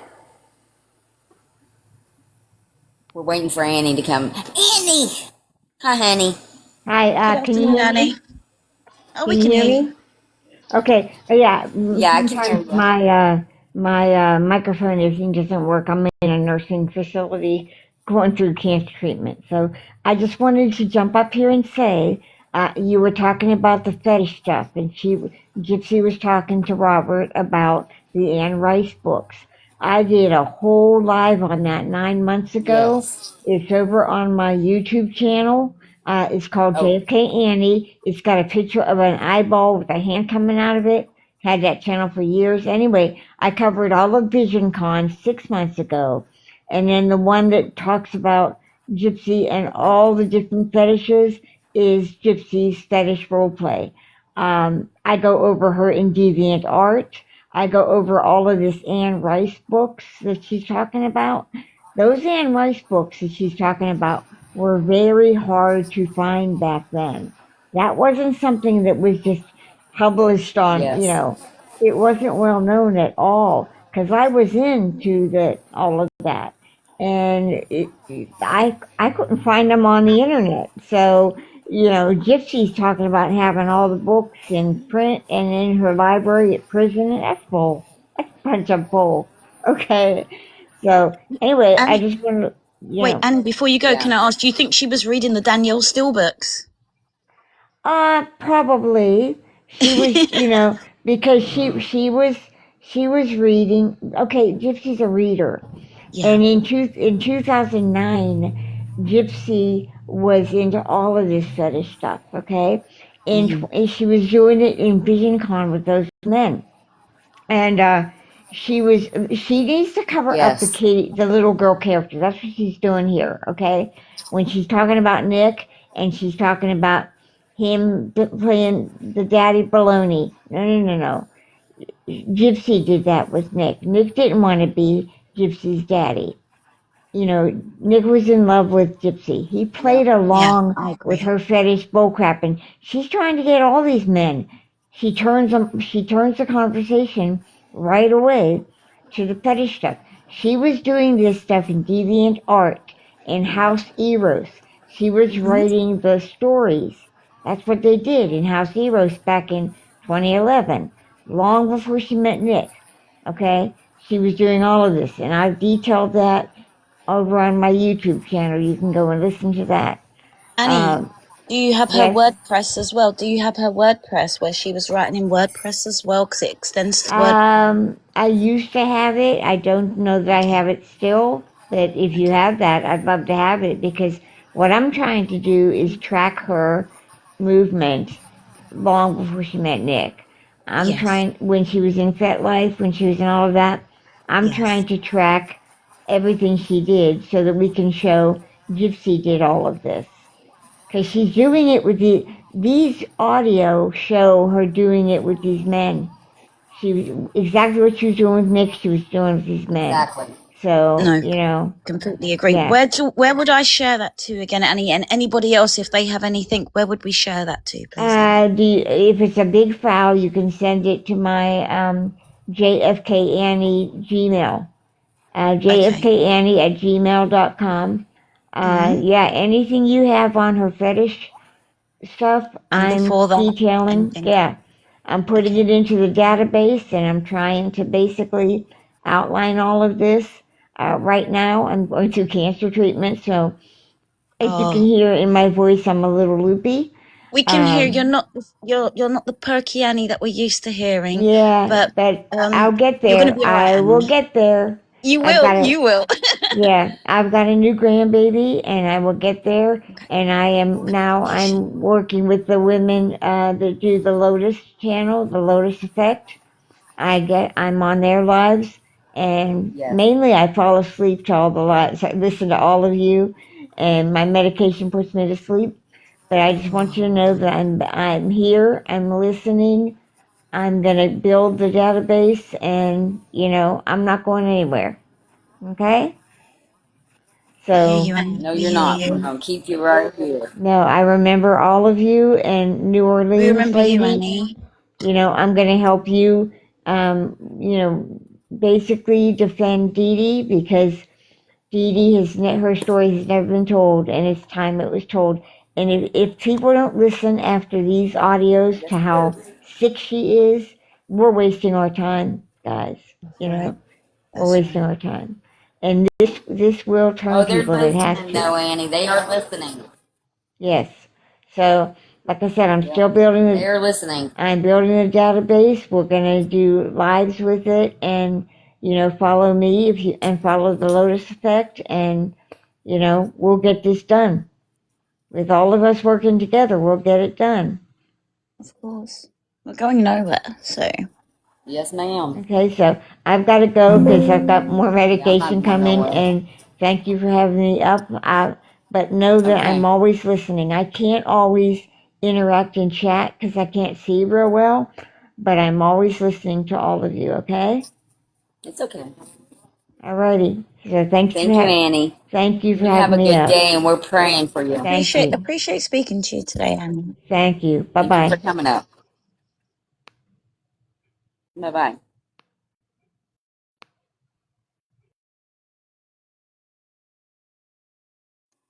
Okay, let's go ahead and get back to this phone call so we don't forget what we're doing.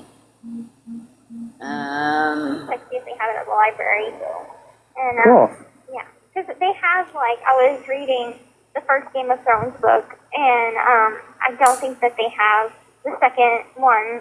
So I'm kind of just hoping that somebody will pop up with it. And the librarian is given $400 a month or whatever. Yeah. On new books. And so Oh, cool. sometimes they kind of request some, and so I'm definitely going to request the rest of the Game of Thrones ones. And now Y'all should be getting Care Bear they're books. starting to make the show aside from the book. Like they're going, they're doing their own thing. I heard HBO is kind of doing their own thing. Where Yeah, they are. okay, Yeah, you so I'm have like, to, I want to honey. know what's going on, but I heard that it's not based on a book. Well, supposedly, okay, there's 1, 2, 3. I think there's 5 books. Yeah, there's 5. That's what Sorry, it it's been a while since I picked them up because all my books are in storage, so I can't really look at them right now. Oh, okay. So there's 5 Game of Thrones books, and supposedly there's going to be 2 more to finish the series. George Martin has been saying that it might be done by 2019. Yeah. So yeah, they completely deviated. That's why I stopped watching after season 4, and right now I think they're in season 7 or something. Yeah, I think they are. Yeah. Mm-hmm. There's been a lot of them. Well, see, I was just going to say, like, I was like, you know what, I'm just going to wait until, because I know the show's going to end soon. So more than likely there's going to be like a sexy, Blu-ray like box set. Yeah, that's, I'm a sucker for that shit. And so I'll buy that and then just completely overdose on Game of Thrones. But yeah, the first season is verbatim the first book. Oh, I don't know if you saw it. Yeah, I've seen it. Yeah, I mean, like, it was verbatim, and I was like, okay, cool. And then they completely like switched things up and changed stuff, and it was confusing. And like, I read the book first, so it was kind of confusing for me. So I was like, okay, cool. Like, they're totally going off topic here. I love this show, and it was a show that played on ABC Network some years back. I want to say like back in 2008, and it was called Legend of the Seeker. And oh my god, it was such a big fan, and I'm still a fan. But it only ran And that for, show is 2008 Legend of the Seeker. and it was loosely based on I'm trying to think, Terry J. Times. I want to say Seeker of Truth book. Oh, okay. Didn't he do a Wheel of Time? No, wait, that's Robert Jordan, I think. I don't remember again. No, but I was such a fan of this show, and whenever I found out that they have books, I wanted to pick up on the books because they had only 2 seasons of the show. And I didn't know what happened. Well, oh my god, the show is like it's similar, but the characters are like different, related. Like one is it's supposed to be Richard Cypher is the main character, and he's the Seeker, and his brother is supposed to be Darken Rahl, which is the bad guy of the land, of the kingdom, whatever. And anyway, in the book, it's his father.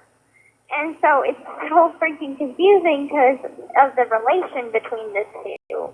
And Darken Rahl is supposed to be, have blonde hair, tall, with a silver and I think like white robe. And anyway, in the show, he has dark hair, he's still tall, but his colors of his wardrobe is gold and red. So it was just, there's some slight differences, but definitely it was confusing because of the relation between the two of them. Like, I don't know if I could follow along, but I'm going to try. Because it was just such a good series. And I made a petition. I had got like 200 signatures, and I went around everybody I knew, and even some strangers, just asking them to sign the petition so I could send to ABC so they could renew it. But they never did. Oh. Yeah. Really good I've show. never seen that show. It's good. It's really good. It's kind of like, it's made by the same people and the producers and all that made Xena the Warrior Princess and Hercules. Oh, okay. Yeah. And like, I grew up on those shows. Like, Xena and Hercules was like my idol growing up. Really? Why's that? I don't know. It's just something about the stories and stuff like that and the mythology. So I've always just been into mythology, and it has a lot of that in there. And it's interesting to see how the show was created and how times have changed between where it started and then where it ended. Because where Hercules had started, there was a lot of sort of sexism towards women, and women were considered, beneath the man. So they show a lot of that, and a lot of emphasis on that at the beginning. But then as the show continues, they have more empowerment characters. And then that's where when Xena had a spin-off show where she had her own show. So in Hercules, Xena was a character in there, but she was considered to be sort of the bitch. I thought Xena was before Hercules. Like, the show came out before Hercules. No, it's Hercules and Xena. Oh, okay. I didn't know that. Yeah. I went to a Xena and Hercules convention in New Orleans. Long freaking time Xena ago. Hercules I want to say in Convention in New Orleans. 2000 or maybe 1999.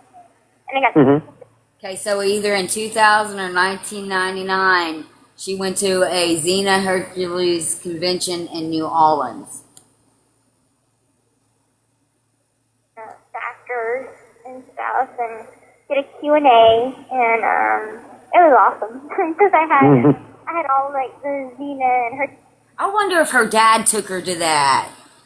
because there was nobody else around her that would have been able to take her because, you know, her mom didn't take care of her or anything and didn't do nothing for her and kept her isolated inside the house and everything. So it couldn't have been her mom that took her. That's a very good point. Doing action figures and dolls and stuff. So, Oh. yeah, it was awesome. And me and Mom, like, didn't have enough money to actually, like, buy tickets. She's So we talking ended up, like, striking up a y'all, am I the only one that's sitting here going, why are you talking like your mom is still here? Because this is creepy. conversation was actually the producers, and we didn't know that they were the producers of the show. And they invited us to spend the weekend. So it was totally awesome. Right on. Okay, we got an awesome story about her mom taking her to go see Xena in Hercules convention.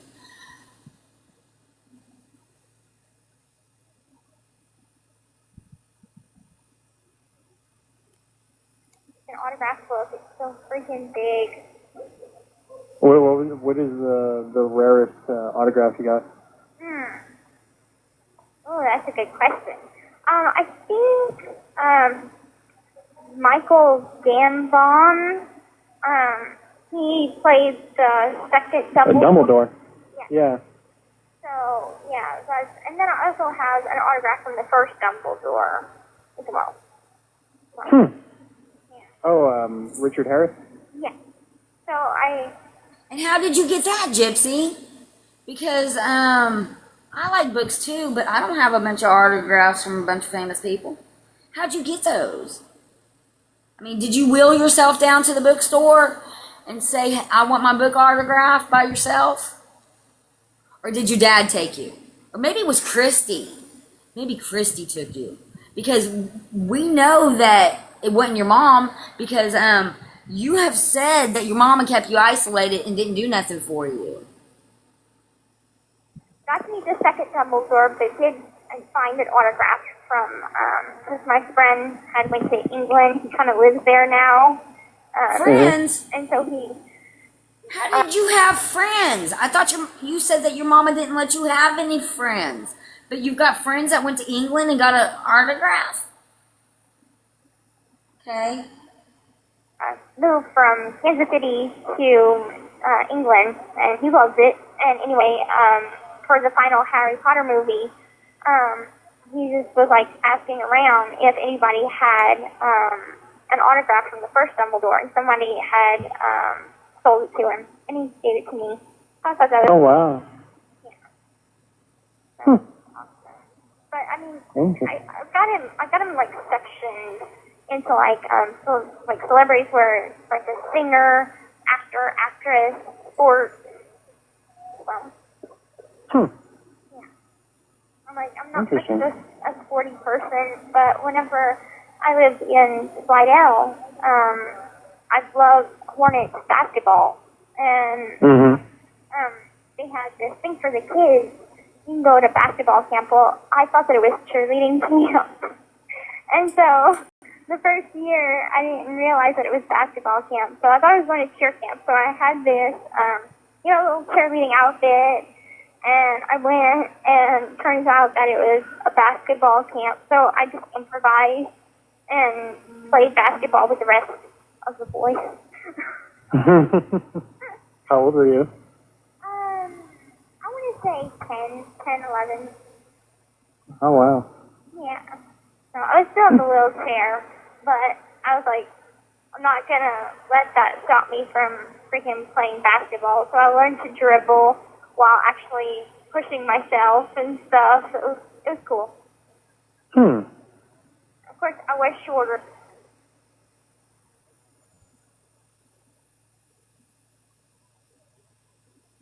Does anybody else have an issue with this?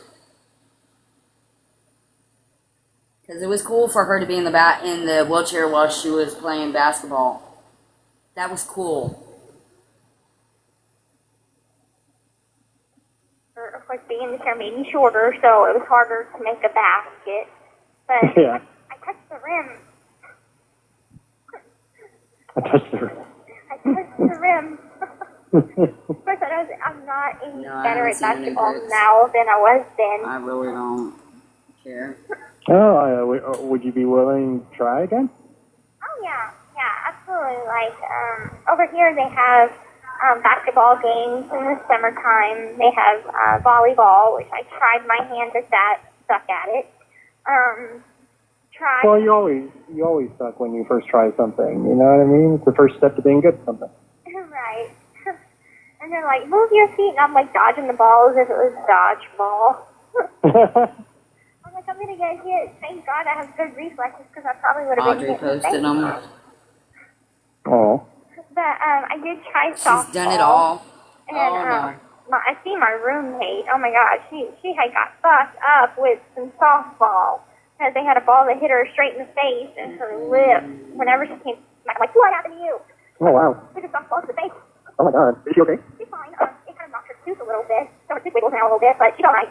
I'm like, you see why I don't play sports? See? Well, you can't go through life, always protected. You have to get dirty sometimes. Like I said, when am I getting dirty? It's always like,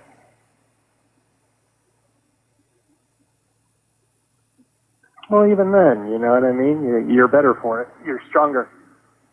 yeah. Do you play any sports, or did you play any sports? Not anymore. I used to play football, and I used to love playing basketball, but when I was 14, I had a stroke. Oh my God. Yeah, and I couldn't play contact sports anymore.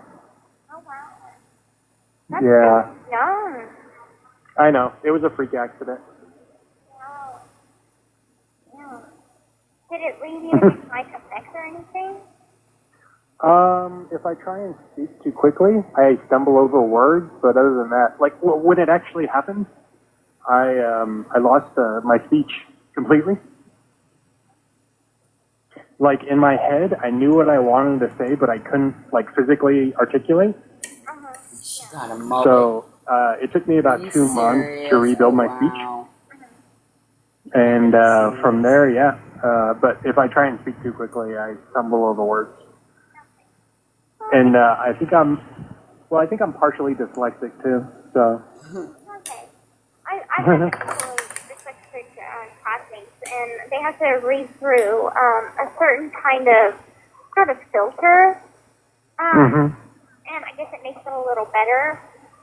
Whenever I was little, very, very little, my doctor thought that I may have a slight form of dyslexia because I used to always confuse my E's with my 3's. And so whenever I'd be writing an E, it would look like a 3. And I would just get them confused. And the same with T's and B's. So for a while, I had to kind of train myself to know the difference. But I don't have any problems reading now. So oh, that's good. Yeah. But how do you not have any problems because you only went to second grade? So how is it that you're able to read just fine? Curious, like, I mean, it's like, how can you tell which medical ailments you may have versus, ones that fake one. your mother made up? Yeah. That must be confusing. It is confusing because I'm like, I want to know exactly, what do I have and what don't I have? And, but I did get to see something. I had a test done. It was a blood test, and I guess they could trace back my DNA and kind of decipher what I am susceptible to as I get older. And, if I have any defects in my DNA. And Yeah. so I guess the long arm strand of my first chromosome is missing. Oh. Y'all heard that, huh? Can someone tell me when the phone call Gypsy had with Christy and Christy states that you do not have the micro deletion? I cannot give you the Because date. I don't but remember I when heard it loud was. and If it was, clear. I heard it loud and clear.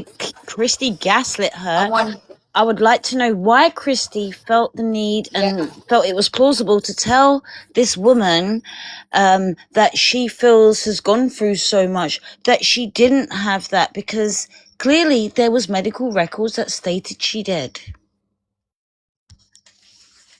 Yeah, because right here she's saying in 2017, 8/6/2017, on this call between Gypsy and Robert that you can find on the Gypsy Rose prison calls, the timestamp on this is 24 minutes and 33 seconds.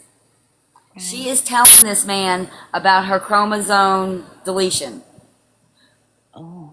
And I'm not sure if the phone call between her and Christy was before this or after this date. Okay. But there is a phone call out there. Yes. If anybody knows in the chat, please let us know. Anybody know that date? I've not been observant enough. No, I can't remember the date on it right now, but I've there's seen a too phone much. call. Christy tells Gypsy she does not have the micro deletion. Yeah. I'm curious to know if it was before or after 8/6/2017. I agree, that'd be very interesting. You think it was in 2016? 2016. Okay. Somebody said they think it might be in 2016. But again, I'd like to know, even if it was 2016, what had Christy so confident that Gypsy did not have this? What made her so confident that Dee Dee was lying? What made Christy the professional at that point in time? You know, like she knew better. She knew Dee Dee was lying. She's got a doctorate. She's a doctor. You didn't know? Oh, let's see what she says about this. News to me. You learn something new What every does that day, mean? Dr. Christy. I mean, I know what a chromosome looks like, and I know what the long-arm strand of it looks like, but I don't know what it affects. And as for predispositions to anything, it said that Alzheimer's and schizophrenia. Oh, lovely. Yes. Got that to look forward to. Right. Somebody better check her. Things that are not there and not remembering things is perfect. Well, Alzheimer's is deadly. Yeah. Well, we're I mean, it's it's a slow death. That's the horrible thing. Yeah. Like parts of your brain like kind of shrivel and stop working. That's what happens, and eventually your brain forgets to start, to breathe. Wow. You just made me like terrified. Oh, I'm sorry. No, I'm kidding. But yeah, that's what it said. And I mean, I haven't been able to see a lot of my medical records, so I don't know what's the truth and what's not. Obviously, I know some things that are not true, like I don't have cancer, so yay. Mm-hmm. And just other things. And as for mental retardation, like I've shown no signs of any retardation. I just didn't go to freaking school as a kid or as an adult or anything. Yeah. That's about it. So did your mom like homeschool you? No, I wasn't. As little. She homeschooled me a little bit, but it was to teach me things like the very basics of speech and reading. So it was things like cat, hat, that, things like that. And but math was pretty basic. It was adding and subtracting. But I love to watch, nature films and, things on Discovery Channel, and things like that. But I was never educated by a textbook. So it was all kind of, I know that there's a new thing called unschooling. And What's that? It's where basically it's kind of what my mom was doing, but I don't think that it should be legal. Where you don't put your kids in school and you kind of just teach them through life. So because I'm like, okay, so yeah, I've learned some things through life experiences and through TV or internet or something. But I do find that the books are very helpful to kind of break it down and explain. Whereas like unschooling, like what happens if the parent didn't go to college or didn't graduate high school or something. So there might be things that are beyond their understanding that a textbook needs to be brought into the equation now. And Yeah. so There's nobody who knows everything. right. But maybe you. What? No, I don't know everything. I would never claim such a thing. So what did you think when you first went to school there? It's overwhelming. Yeah, I can imagine. I'm like, all these, like, how is your brain so freaking big to keep all of this knowledge about everything? And I was overwhelmed with just the whole idea of all these books that I have to learn all this stuff. And I'm like, I'm never gonna get my HSC. This is impossible. I wasn't prepared for this, and most people, they go to school throughout their lives to get to know as much as these people do in a short amount of time. But Well, I mean, learning is a lifelong process. So if you think about it like that, I mean, you're never going to stop learning. So, best thing to do is just relax. And, if you don't understand, that's a very important skill, though, is that if you don't understand something, I mean, don't be ashamed to ask. right, and I do. I mean, there are tutors Hello, that Miss can Judy. help, but they're always so freaking busy. Miss Frisbee, my teacher, she's always busy, and she doesn't want to get involved with the class. Whereas other teachers, I just happen to be in a class that the teacher doesn't want to do shit for the students. Whereas other teachers, they'll get involved. They'll make little handouts, play little games, just like really get us involved. And Yeah. we had a tutor that was like that, where she just wanted to teach us more than what we were learning in that class. Because, as far as like science and social studies and history, that stuff is not being taught on a daily basis. We don't, unless we teach ourselves and take up a book and start learning that, then we're not prepared to take the final test, where they do Yeah. they question you in everything. Yeah. So, yeah. Yeah, I can imagine it's kind of apathetic. You know what I mean? No, she doesn't know what that means. Mr. Robert, 8/6/2017, while you're talking to Gypsy on this phone call, she does not know what apathetic means because the way that she's talking to you right now, I can't believe you're not pointing out to her. She sounds like a 10-year-old. It's overwhelming. Wanting to But know why I'm it's like, not fun in class. I push myself to kind of learn more and more every day about more than just one topic. Yeah, we And know so it that. helps me, and having a love for learning before being put in school, being eager to learn, Yeah. helps a lot. Because I'm like, That's good. and like there was some women that are like, well, how did you get so freaking hip to all these big fancy words that you're using all the time? I said, my nose is always in a dictionary. If you check my locker, I always have a book that is related to language arts or a dictionary, and I'm constantly learning new words. And I'm sorry if that upsets you. Because I was just like talking, and I'm like, I don't want to talk improper. And I don't know, since I've been in school, I've learned to talk better. And it was kind of funny because I'm like, oh my God, in so many songs they use so many double negatives. It's annoying now. I didn't used to notice it that much before, but now that I notice it, I look for it and it's annoying me. Well, that's good though. You're looking for patterns. Right. It's good for algebra.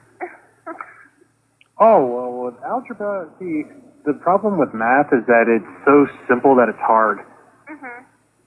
That's the problem. Like, all it is essentially memorizing formulas and just plugging in the numbers. Like, the numbers, are a means to an end, but all you have to know for certain is how to complete it, how to get from A to B. You know what I mean? I mean, if you think of it like that, it's a lot easier. You just plug in the numbers. For me, I always tend to take the longest route. I'm like, I make something that should be simple, extra complicated. Well, what do you want to do? Like, I mean, do you want to go to college? Yeah, I want to take some college courses.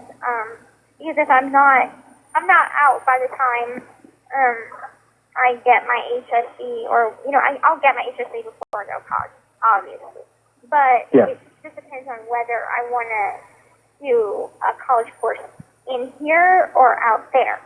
And I'm like, well, why don't I do it as soon as possible? So once I get my HSC, I'm gonna look for some college courses that I might be interested in. They're like $400 something a course. But, Oh, wow. yeah, but I'm like, it's worth That's it. ridiculous. Yeah.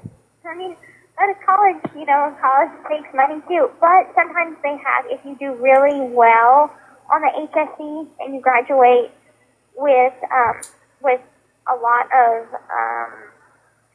heightened scores and stuff, then you get a scholarship, a 4-year Honors.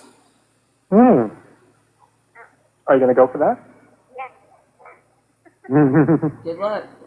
I'm gonna try, and I'm like, I don't want to pick a field that's something that won't be beneficial to whatever I want to do on the outside. So I want it to at least benefit me in the long run. So what do you want to do? I don't know. It's really terrible because I've been asked that before. I mean, as a basic job to make money, I think I'm going to do something like working at a beauty salon. Okay. Because Mom has some friends that own the salon. And so if I take cosmetology, which is a vo-tech class here, I'd be able to get my license in that and move on to do it on the outside. And the license is only like $5 here, whereas on the outside, Cool. it's $100. So, Awesome. and like I do, if you over here, if you take one vo-tech class, you have to wait till you finish that class and then sign up for another one. But for me, by the time I get my HSE, get signed up, I'll probably be almost out of these gates because the waiting list is so long for it. Yeah. I mean, Do you have a backup plan? backup plan. No. Oh. Not yet. But it also kind of depends on where I want to live, too. So if I want to live in New Orleans, I kind of want to go and work at the art museum. And, yeah. I mean, if I could do that. Who knows? Okay, Gypsy, in 8/6/2017, when you're talking to Robert, do you have any realistic plans for the future? We know the answer to that, but I'm just wondering if there's any realistic plans in 2017 in your head. Or if you can. I said I could. It's not, I don't have a sex charge, so they don't have to worry about me stealing priceless paintings or anything. Well, I think you need a degree, though, to work in an art museum. Well, I can work on that. I mean, Okay. I did see that they have like a pamphlet for Be a janitor. art appreciation and just specializing in art. So I'm like, I might just want to take those. So you have lots of options. Yeah. Kind of narrowing down which one I want. Hey, I didn't want to interrupt the calls, but I just had one question for you. So what do you? I don't know if you could answer it for me. Yes. All right, I don't want to Yes. make this, like, I don't want to insult Dee Dee because I didn't know her personally. But the racism, where do you think do you think was she exposed to the racism through Dee Dee, do you think?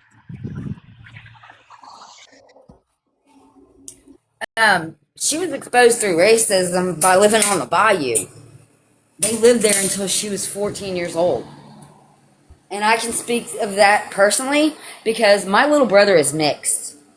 And whenever my stepdad and my mom and my little brother came down to visit me when I was living on the bayou, after people met them on the bayou, I had people coming up to me the next day asking me if I was mixed because I told everybody that's my dad.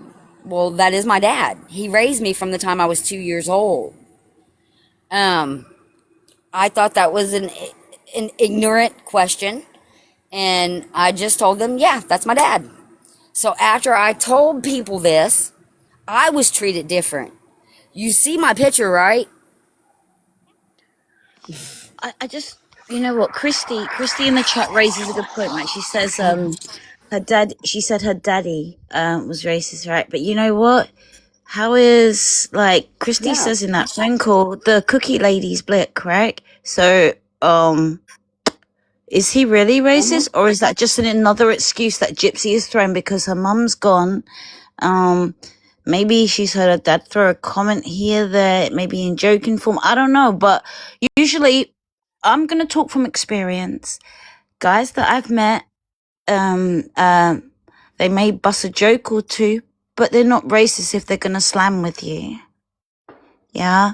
So, I'm not sure how that works with, oh, well, she got it from daddy because daddy was doing it with some cookie lady that was a chocolate lady. Well, yeah, but I'm trying to be polite. also, I don't know nothing about the cookie lady like that.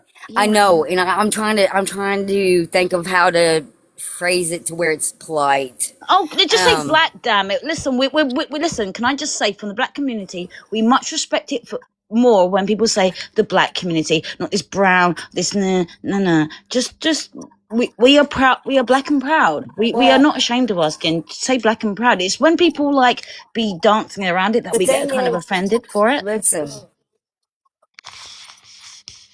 I'm here. listen. Rod is a man, okay? Mhm. He has one of them things between his legs. Yeah. It does not see color. Do you understand? Some men, because no, It does not some see men color. do see color. No, some men do see color. I have come across a few Caucasian men, But or even but for Rod, dark men, or he even has black men. Oh my God, here I go now. Here I go. I'm going off on one. But black men, and they don't like black females. well, this is Sorry, I didn't want to open up a whole can of worms. I just No, had come on, fine. open up like the worms, that, open like up the in my can, mind, and This, to bust it address wide the open. chat, I'm not accusing Dee Dee of being racist. I was just asking, where do you think it came from? And I well, understand there that is a the phone call. I think it. Okay, if It's there's just proof, something that's there. I just But think hold on, Gypsy was there's a racist phone herself. call. Okay. There is a phone call where Gypsy states that she did not learn it from her mother, that she was against racism.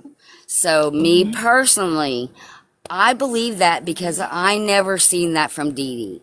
Because Dee Dee knew about my stepdad and knew about my brother and never treated me any different. But I can tell you from my experience of living on the bayou and people finding out that I had black family members, that they treated me different afterwards. Understandably, yeah, because that And I was happens around everywhere all too. these people. Oh God, there was something I was going to ask. It will come back to me. Go on. These, Damn it. but that's, it's there. Whether you pick up on it or not is a different story as a kid, because if it's right in your face and you hear it all the time, when you become an adult, it's up to you whether you have those same views or not. I remember. Sorry, Noreen. And I remember. Sorry, I remember what it was. You know the picture okay. she had. You know the picture that she had. You should probably remember. She was with. They were hugging. And there was a black young lady in the picture, and there was Dee Dee. There was Gypsy. I'm not sure if there was one other person, but Dee Oh Dee, yeah, I know what you're talking. I know what you're yes, talking about. Dee Yeah. Dee was inclined more to that person, and Gypsy was more out-inclined. And to me, at that time, I did not know Gypsy. I could not prove. Let me just say, I could not prove Gypsy was that way at that point in time, but I knew she was. I've seen things, I'd heard things. I just didn't have it from the horse's mouth. Right, but when I saw that picture from there, that solidated it Yeah. for Well, me now we do. also. You know, when I saw the incline and outline, and I thought, oh, so one can control itself and the other can't, right? And she was a grown woman in that picture. Let's not forget, she was not a teenager. She was a grown woman in that picture. Yeah. Yep. Yes, she was. And that's the thing. I just, I never seen it from Dee Dee, but I don't know. Did I experience it myself with my own family members? Yeah. But whatever, I mean, in all fairness, racism's everywhere. It's going to be everywhere all the time. I get it still to this day. I don't want to be no victim. I'm not ever going to be a victim. Try make me a victim. Let's see what happens. But it happens. You just brush it off and you move on. family. It's ignorance at the end of the day. We got a strong family because Hurricane Katrina came through and tried to take us out. And we went from nothing. We got doctors, we got lawyers, we got pharmacists in our family now. We've got all kinds of professions. We've got people that went into the military. We've got people that they're doing very well for themselves. And it took an act of a hurricane to wake blow people them up all over the country. Yeah, but our family, we did lose family members in Hurricane Katrina. But for the most part, I think that was one of the worst things and one of the best things that ever happened to us, because everybody was able to start over with a clean slate. And that's what Dee Dee did. Yeah. That's what Dee Dee did. And I don't fault her for that. Destroyed in Slidell. And she took, because she couldn't go back to the bayou because she had warrants out for her arrest. Remember? Y'all told her she couldn't go back to the bayou. That's right. So she did not go back to the bayou. She went to Missouri, where they sent her and on a everyone, boat, or the helicopter took her. And can we just remember that in court, Gypsy could remember her Slidell address, but not her recent address. Why? That was one of the... Or her birthday? In court. No, she was in... where is it? Court at some point, and she could recall the Slidell address. That was point. She could recall the Slidell address, but she couldn't recall the latest address, the Pink House address. And we're like, oh, so you're really trying to pull the lies really bad. Well, and that's the thing. It's getting to the point where you don't know what's the truth and what's not the truth.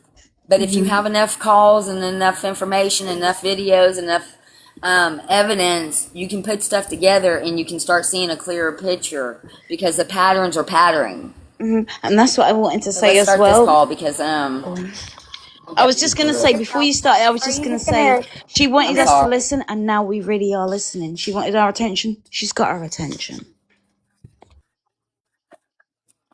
Yes. And they were fine with these phone calls coming out. They wanted these phone calls to come out. Well, they came out. And now that they have came out, we're going to listen to them and learn as much as we can about this case, because it's public information. We are the public, and we want to be informed. Job for ever, or what do you want to do? The reason I'm still at my job is I have almost 13 years right now. And, I'll be able to retire after 30. So by that age, by that time, I'll be 47. So hopefully, I'll be able to retire from there. And from there, I don't know what I want to do. Maybe get another job, or... Because your job's in these phone calls. I don't know. Honestly, don't know. I didn't play it, We're but in it's the in same there. bucket. You just don't know what to do with our lives. Well, the problem is that I never, I'm going to make some coffee. I'll be you back. know, I mean, I'm not like blaming people, but no one really took an interest in me in school to really develop a passion for something, you know? So it was really like, I can't really say like, oh, I'm good at this, you know what I mean? Or I do this really well and I would love, like, I never really developed a passion. I mean, unless like reading, like I got paid to read, that would be great. Yeah, who knows? I mean, Who knows? right. There's probably something in that profession. Who knows? Yeah, who knows? But I don't know, honestly. I mean, don't know where. I mean, I could be dead tomorrow. Who knows? Well, I think that you should definitely like try and figure out what you're passionate about. Because I mean, just because someone or no one's really taking an interest to try and build on what you're good at doesn't mean you can't. You know, Oh, I know. you can try and figure out that on your own. You know. I know. I've tried too, but I mean, the problem is though, is that I haven't really found anything, and it feels like it's harder the older I get. You know. Yeah. I kind of felt I mean, I have. a while, but and then I discovered that I like. This call is from a correctional facility and may be monitored and recorded. Okay, so that's the thing. But that's when I kind of discovered I wanted to do art, and that it's not something that I'm bad at. You know, I'm not excellent at it, but if given development, it could get better. Oh, of course. Yeah. So I guess, That's the wonderful thing about it. You know, about anything is that, you know, the more you practice, the better you get. yeah. So I definitely think that you should take up something, and if it's reading, well, then I'm sure that, you know, whenever a book is being published or something, you could sort of, you know, get paid to read it over and tell the person what you think. Maybe. Be a critic. Yes, be like, you have an incredibly crappy book. I hate the Twilight series, and this reminds me of the Twilight series, so you know what? I'm not publishing your book. So, Did that insult you? I hope that didn't insult you. No, not whatsoever. No, Okay. not at all. But I did want to apologize if I was a little too high-spirited the other day. Oh, no, you're fine. Are you talking about, like, the pro-life thing and the pro-choice thing? Yes. Oh, it's fine. Okay. You have the right to disagree, and you have, you know, I mean, that's your... Speaking of pro-life and pro-choice and all that good stuff, 8/6/2017, Robert, you're talking to Gypsy. Today, I heard a very interesting phone call. It was between Gypsy and Ryan, and I cannot even believe she said it. She said that what she basically did to her mother was a reverse abortion. Y'all heard that, huh? Gypsy Rose Blanchard said with her full chest that what she did to her mother, she considers a reverse abortion. And she stands on it. I heard that earlier. Your Yep. constitutional right as a human being. But I was just like, I hope I didn't, like, insult him by saying anything, you know. No, not at all. Oh, good. I mean, like I told you, it takes many types to make a world, you know what I mean? Yeah. That's the Absolutely. truth. Mm-hmm. And I hope in time I can convince you otherwise, but if not, that's cool. who knows? That's the thing about me is, because I've been so sheltered, I haven't had the opportunity to kind of develop my own thoughts and opinions on things. So that's why I tell everybody I'm not political, because I've been given the opportunity to kind of explore that. And, you know, whatever I say, take with a grain of salt, because it could change based on if given more information about it. You know? Absolutely. And I would love to encourage that in you. Yeah. And you do, definitely. So, I've been, and I've definitely taken an interest more in learning since I met you. So, Oh. definitely helps. Because I wonder what it seems personality this is talking the more to I him. try and learn, the more I get more frustrated because I didn't have. Because, y'all, Kitty talks to Ryan. Let's see. Who is with Ken? Is it Candy? That's with Ken? I think it might be Candy with Ken. This sounds like Ruby.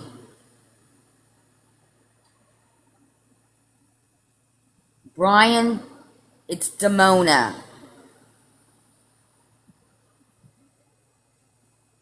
Y'all pay attention to her characters when she's talking to different people. Sort of a ground base to go off of. Yeah. So whenever I'd be trying to learn something, I'd be like, I don't understand this, and I hold don't on. have sort of the information behind it. And it's not that it's real characters, it's just she mirrors people. So she becomes what she thinks that they are. And that's the reason why you see so many different personalities and characters and everything, because she's in the process of figuring out who this is and mirroring what he needs her to be. So I'm just going to give up. Oh. Yeah. So, Yeah, I really resent your mother for doing that to you, for denying you that. But, we're here now. yeah. A lot of people are like, how did how did you not go to school? How did, the legal system not catch up to that? I'm like, I have no idea. I didn't even know kids had to be forced to go to school to begin with. Yep, you have to. Wow. Yeah, I mean, it's a terrible decision, honestly, in my opinion, just because the public school system is fucked. But, Oh, I know it is. well, no, I mean, like, I went to school with a bunch of just, I mean, I wouldn't say they were crazy people, but they were just definitely malcontents, I don't know. My cousin, she has been in college. She's been doing college courses online for the past, 5 or 6 years. And she's finally getting her bachelor's degree. And she wanted to be, she still wants to be a school teacher. But once she found out about the public school system, she's changing her mind. So she's wanting to completely change her major now. To what? I don't know. I haven't talked to her in a while. She writes me occasionally, but because she has a new job and she's busy all the time. And so anytime I need to talk to her, I'll have Mom text her and be like, I'm going to be calling at this certain time. So Yeah, that's what I hate is that I can't call you because, I'm always afraid that I'm going to miss your call. And then I'm like, well, shit, I can't exactly call you back. Well, okay, so how about this? If you miss my call, I'll call back twice after. 10 minutes apart. How about that? 10 minutes? Yeah. Give it 30 minutes. Okay, 30 minutes apart. Yeah, just in case. There's that next direction. He's going to see if she can follow this direction next. She might be able to follow it. She might not, because she is someplace where the phones, if somebody's on it, she can't exactly take it out of their hand. I mean, she can try, but I don't think that would go over too well with that woman. Okay. So that way we got something worked out. Okay. It does suck that, people can't call me or text me because I've missed so many people's, or they've missed so many of my calls. And I'll be like, I was in the bathroom, or I just, I was asleep or whatever. And then when I got to the phone, that was it. So. Yeah, that's what I was afraid of because I've been napping all day. So have I. I have some bad nightmares, though. Ugh. What'd you have nightmares about? Because of all the freaking stress that those women had put on me. And Oh. so it got me, whenever I get overheated, because I was really, really cold. So I had, Is it cold there? No, I mean, inside the house it is, but outside it's getting chillier, but it's not like fall type weather yet. But inside the Oh, I room, know. it's kind of cold. Yeah, I check on the weather there, and it seems very, very nice. Yeah, it is nice. But nurse Compared to Austin. Oh my God. would love it, but it's warm. No, honey, it ain't warm. It's fucking hot. It's been 90s like every day, but I actually read that it's going to be changing soon. Okay. In Austin, Yeah. where I'm at. Oh no, here in Austin. Over there, you actually have seasons, so. Right, yeah, I keep forgetting you're in the South, so, yeah. Yeah, we have like hot followed by gradual heat. Hot Yeah. water. Yeah. And we don't get snow. We just like, I mean, if we're lucky, we maybe get like 3 days of ice. Oh, okay. Yeah, so it sucks. Is that like in the northern part of the state? Oh, Austin? No, I know what Austin is, but like, Oh. no, in the northern part of the state. Yeah, it does. The further I know you why get don't up you to ask Ken? Oklahoma, there's snow there. Okay. That's Y'all what I stay figured. at Oklahoma. 'Cause Don't I'm come like, to Yeah. Oklahoma. Where I had lived in Louisiana, it had flurried for a little bit, and then I was remember able to that make year. like a teeny tiny snowman on the windshield of our car, and that's it. Aw, that's so adorable. Yes. Yeah, Louisiana though is horrible just because, I mean, I'm not talking about like, the place itself. I'm just Oh, no. like geographically, Mm-hmm. because basically like there's water everywhere. Yeah, swamps, and the poor coast is receding day by day. Mm-hmm. Yeah. The coast is receding and in like, 2017. I've seen this program, Day by day. and it was talking about a lot of the towns and the coast used to be there, and you would just see, even from years ago, it'll have a map of the land that was once there, and now it's just receded underwater. And Yeah. like they said, in 100 years, probably where my mom's family lives is going to be underwater too. So I'm like, I don't want to freaking live there. So Well, that's nice to know. Louisiana, I'll probably go to like Why are you down Shreveport there? or Baton Rouge, where my other sister is. Come to Texas. I'd probably go to Texas too.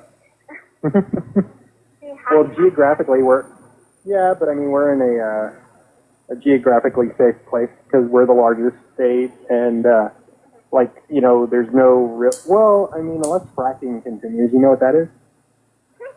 that sounds funny, but no. Fracking? Yeah. Well, it's the new way of drilling for oil. Oh, okay. What they do is they take chemical water and teaching her inject it at high stuff. pressure into the earth to get up the oil. But what it does though is that it disturbs the vital state and it causes earthquakes. Yeah, and it's a real problem because a lot of people are saying, oh, it doesn't cause earthquakes. Everyone's like, yes, there's scientific proof that it does, and there's this whole argument. Yeah, we got earthquakes in Oklahoma now because of fracking. Of course, in Louisiana, there's hurricanes, and for Texas, there is a risk of hurricanes. In Texas, no. It hit a couple of hurricanes hit Texas a few years back. Was it? Well, in the southern region, yeah, like Texas, yeah, probably. I'm only thinking in terms of Austin. No, like, talking about the coast. Oh, Lord. Yeah. Because I'm like, I don't want to live in a place where a lot of natural disasters took place or it's going to happen. So I'm like, I've never Well, get ready because this lived in is Florida natural. where hurricanes hit It's that hurricane place like season. candy. Well, the problem is though is that climate change is changing things so much that you can't really predict that anymore. It's kind of like, the weather is changing like so dramatically, and you can't. That's the thing too. I mean, they try and predict it, but it's like, no, that's not going to happen. Or like, hey, we're expecting some rain. I'm like, I doubt it. Right. You never know. They can't even freaking predict it. And also, like, they predicted Hurricane Katrina before it happened. It was always predicted that if a freaking Category 5 hurricane hit New Orleans, that it would be totally just devastation everywhere. And Well, the big problem was the levees. That was the big problem, is that they were old, and that contributed a lot to the devastation. yeah, like, And the response to it was pathetic. it was. I can't believe, like, whenever Bush had went and This is 8/6/2017. Gypsy is talking to Robert, and right here she's talking about Hurricane Katrina. had purposely freaking put on the power in, I think it was the French Quarter, or maybe it was in the Garden District, which a lot of rich and fancy people live there. And So they put on the power to purposely make people think that, oh, we're doing everything we can for the city. Look, we put power back on. You know? And but You know what I that's not think? the truth. You know what I think? What? I think they wanted Louisiana destroyed so they could buy the property cheap. Probably. Mm-hmm. I wouldn't doubt it. You know? I mean, God forbid people actually died, but they don't care about that. No, they don't. And Mm-hmm. like, there was a point where me and Mom were trying to decide where we were gonna evacuate to, because we always used to evacuate. Whenever they would say get out, we would get out. And we'd always go to the same place, Covington, Louisiana. And because they had the special needs shelter there. And so, but for a brief moment, we thought about going to the Superdome. And thank God we didn't, though. You would have been there with my family. Yeah, I heard there was a lot of violence there sometimes, and well, it was kind of like and they actually the place didn't get destroyed, but like it was really really bad, and like some of the roofing was coming off. Yeah. But yeah, people would like have to stand watch because other people would like try and steal their shit. Yeah, please quit talking about something that you don't know nothing about, Mr. Robert. Our shelter, because they had some of the trustees, the prisoners from the jail or prison, whatever, that had came. And I made friends with one, and he was so nice. And of course, I never judged anybody based on anything that they did or anything. So so he was just very kind to me. And so Here's a good lesson for everyone. I know in the Bible it tells us not to judge people, but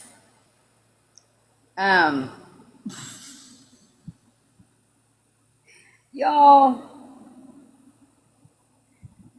you have to look at a person and who they are and what they do and how they carry themselves and decide for yourself if you're willing to go down the same track they're going down. Because the way that she talks about people, if you don't have discernment, that's the word I was looking for. If you don't have discernment when you're dealing with someone, how are you going to know whether or not that's a good person to be around? If you don't take into consideration what they've done and who they show you they are, what do you think's going to happen? anyway, long story short, they had another one of the trustees that had taken one of the DMAS workers hostage and held her at gunpoint Oh, and boy. wanted Oh, my to God. Guys, sorry. all the pills and prescription medications and drugs that they could find.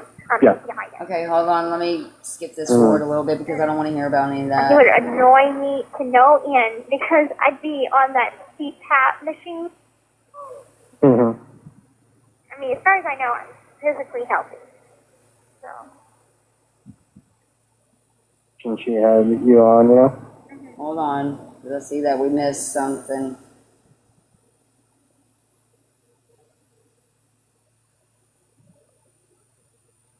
at home. Okay, good. Okay. That's good. I was so close with my cat baby boy. Mm-hmm. He acted more like a dog than a cat. So he would sleep with me every night, and he would annoy me to no end because I'd be on that CPAP machine to breathe, and he would keep pushing the button and turning it off. So I kept on waking up, gasping, like, this cat is going to kill me one day. Wait a minute, y'all. I need everyone to take note of what she just said.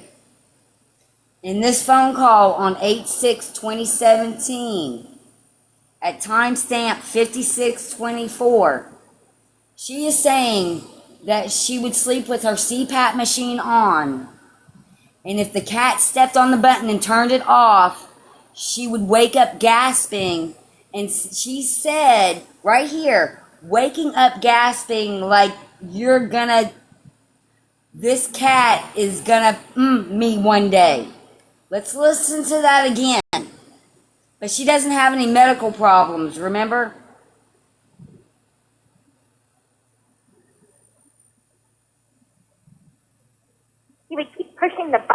turning it off. So I kept on waking up, gasping, like, this hat is gonna kill me one day. Maybe he knew you didn't need it. Maybe so. I know. Robert, on 8/6/2017, she just told you that she would wake up gasping. And you just said, well, maybe he knew that you didn't need it?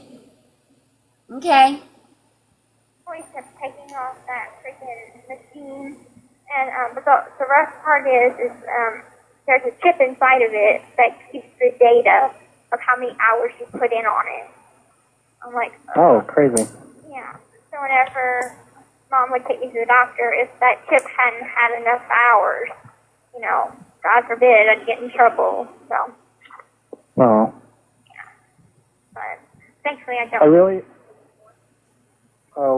really hope though that once you get out that you decide to go to the doctor, like that you can trust enough, to go to the doctor, because I'm just concerned about like the long-term damage of all the medication she had you on, I think, I'm probably going to trust my dad's family doctor, because I figure, if they've been going to a doctor they trust for so long, they're good at knowing who to trust and who not to trust. So Yeah. I figure I'll probably go to the same doctor that they go to. Good. So, I don't even know if they can determine if the medications did any long-term effects. I'm sure they have in some way. Yeah. But it's kind of, I don't know if it's something someone could tell me, oh yeah, this damaged this, or whatever. Mhm. As far as I know, I'm physically healthy. So. You seem like it. Especially like, you seem a lot kind of, I guess, based on pictures, you seemed a little gaunt and a little, thin and, sickly. So you seem a lot better though. You see From her the lately? picture I have, so. Yeah. In county, I got arrested, I think, at 95 pounds. And Yeah. whenever I got out of county, You were I was 100. 115. Nice. I was fat. I was like, I've No. never been that freaking fat in my life. And I was like, I'm not used to this. So whenever looking at pictures from whenever I was in Vandalia, I was like, oh my God, I was so chunky. Like, my face was kind of full. And now I'm kind of evened out to an even 100 pounds. Because I'm like, Nice. my weight will fluctuate between 100 and 105. Oh, wow. Yeah. Interesting. But it's just because if I eat chips. I want y'all to remember that when she went into jail, when they arrested her, she was 100 pounds. I don't think she was 95 pounds. And so, how was your mama starving you? After whatever, eating too many canteen bars or something. That'll do it. That'll do it. Honey buns. Oh, you like honey buns? Yeah, I like honey buns, but I don't eat a lot of them because I'm like, I'll get fat. So I don't know what it is, but whenever a woman is sent to prison, they come out looking like shit. Whenever a man goes to prison, they come out buff and just awesome with a couple of tattoos. They're just awesome. So I just don't want to end up like one of the women here that comes here and they look all pretty, and then whenever they get out, they're like old looking. They got wrinkles. Come out with cancer. Well, women carry fat differently on their bodies. Yeah, we have a couple of extra things that men don't. Well, no, not necessarily just that. Are you talking about your tits? I was like, that's that major difference. Oh, no, it's actually not like, women carry a lot of, it also depends on the woman, but in their hips and their backside, as well as, like the fat distribution, you also have different musculature, like the muscles. That's why women are soft and men are hard. Oh, I never thought about it that way. Yeah, it's interesting how the muscles are actually different. Yeah. Mhm. Pick up an anatomy book.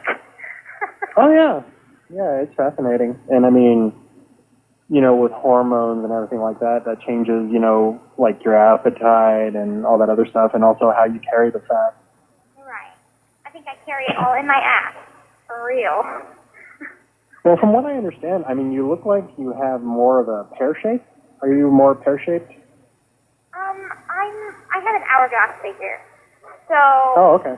Yeah, like. Small waist and. Right, small waist, big ass, but I mean, like not overly big boobs, but proper for my size, I guess. Proper. I don't know, like proportionate. Okay, so whenever I had a visit with mom and dad, I think in April, we were talking about the burgers that they had in the vending machine. I'm like, oh great, this is gonna go straight to my ass. And mom's like, oh, don't worry, you have a great figure. And I'm thinking, like, how does she know? And she points out, because we saw it. And I'm like, what? And she's like, oh, yeah, they have your picture in the documentary. Yeah. Like, oh, God. I'm thinking, Dad's seen this, Dylan's seen this, 3 million people seen this. I'm going to kill Aaron. Well, it's not like a lewd picture. I mean, they showed a few of your, like the personas that you had. Uh-huh. And I think the only bikini, they only showed that one bikini where you were, like, your hands were against the wall and your ass was perched up. Yeah, I remember. Oh, okay. You were there. I was there, yeah. With the caption, "Baby got back." I remember. Yeah. Yeah. That's funny. Yep. And it's okay. It's not a bad picture. But they didn't show the one of me in a leather jacket with absolutely nothing underneath, right? Yeah, they did. Well, I mean, they didn't show any nudity, but I mean, it showed that you weren't wearing a shirt underneath. Like the leather jacket was covering your breasts. Uh-huh. It wasn't a bad picture. Yeah, What? I remember I was like, this just keeps getting better and better. Don't be embarrassed. Trust me, You do have a nice figure. Believe it or not, I was like so freaking embarrassed because whenever Mike had to go through my Facebook, I was like, he referenced this one meme that was in there, and I had remembered what album he was in, and I was like, oh my God. And I looked at him, he looked at me, I just turned beet red, and he's like, it's fine, I get these a lot, and it's fine, and I'm like, no, it's not fine. I mean, were there some very, like, lurid pictures or something? Oh, yeah, there was a lot. So freaking many. Nick's computer was... Y'all are hearing this, right? She's talking about the Facebook. She's talking about Mike Stanfield going into the Facebook and looking through the Facebook. We went into those Facebooks. We didn't see any lewd pictures like that, what she's talking about. Where'd all that stuff go? What? Oh, what's really going on here? I'm backing it up just a minute because I want to hear that again. Don't be embarrassed. Trust You me, do have a nice figure. believe it or not, I was like so freaking embarrassed because whenever Mike had to go through my Facebook, I was like, he referenced this one meme that was in there, and I had remembered what album he was in, and I was like, oh my God. And I looked at him, he looked at me, I just turned beet red, and he's like, it's fine, I get these a lot, and it's fine, and I'm like, no, it's not fine. I mean, were there some very, like, lurid pictures or something? Oh, yeah, there was a lot. So, freaking many. Nick's computer was, like, full of them. And so, like, I had a couple on my Facebook, and there was just a couple of ones they had one of me in the rainbow wig, and where I was in a skirt and a bra. They had, of course, they had the leather jacket one, but they had one that the leather jacket was open as well, so that was there. So yeah, they had quite a few. Oh my God, I had to tell Dad about it. I'm like, okay, so Dad, whenever you come to court, there's some pictures, and I'm not sure if they're going to show them or not. I'm not sure how this is going to go. But if they do happen to show these pictures that are of the sexual nature and risque, for sure, just don't look, okay? You know what's interesting though? Right. Yeah, it's so interesting though that like no matter how sheltered you were, I mean, you still like discovered your sexuality. You know what I mean? Y'all heard that, huh? He just picked up on that. It's interesting that how sheltered that you wore, you still picked up on your sexuality. How was she able to pick up on that sexuality if she was so sheltered? Well, I think I did at a young age, because at a young age, I was afraid I was gay, actually, because Really? the first crush I ever had was on a girl. So, Oh, okay. So whenever I was little, I was probably about 5, and That's I normal, actually. I don't know, but like, and then I started masturbating at like 5, so.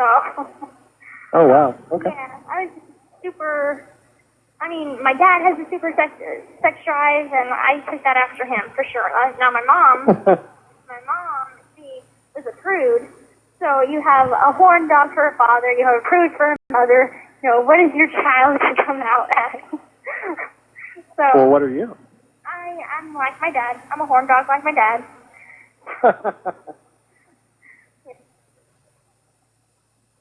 Y'all, 8/6, 2017, this is where the conversation starts developing into something more. We just heard Gypsy admit that she's a horn dog just like her dad, and that she considered her mother a prude. Nice, Gypsy. Well, that's kind of interesting considering what, you only been with one man? Yeah. Yeah. Wow. So you really haven't had much experience, just, That is a lie, because she forgot to tell him about Dan. Yeah. Just like minimum experience. And I'm like, it wasn't even good, so. It wasn't even good. In prison was, having not good sex, so it's fine. I'm just gonna wait. Oh. Yeah, God. 'Cause I mean, Do you have any fantasies? some, Here we go. like here and there. Here and there. Here and there. It kind of depends what mood I'm in, though. Yeah, right on. Yeah. Well, I was just curious because, like, I was surprised that you would be reading the Sleeping Beauty book and loving it after, like, that horrible experience with BDSM that wasn't really BDSM. You know what I mean? Right. Well, maybe it's, I don't know. I'm confused. Because it's like, maybe there's a curiosity there, but Yeah. I wouldn't want to go through Nick's version of it again. Does that make sense? Oh no.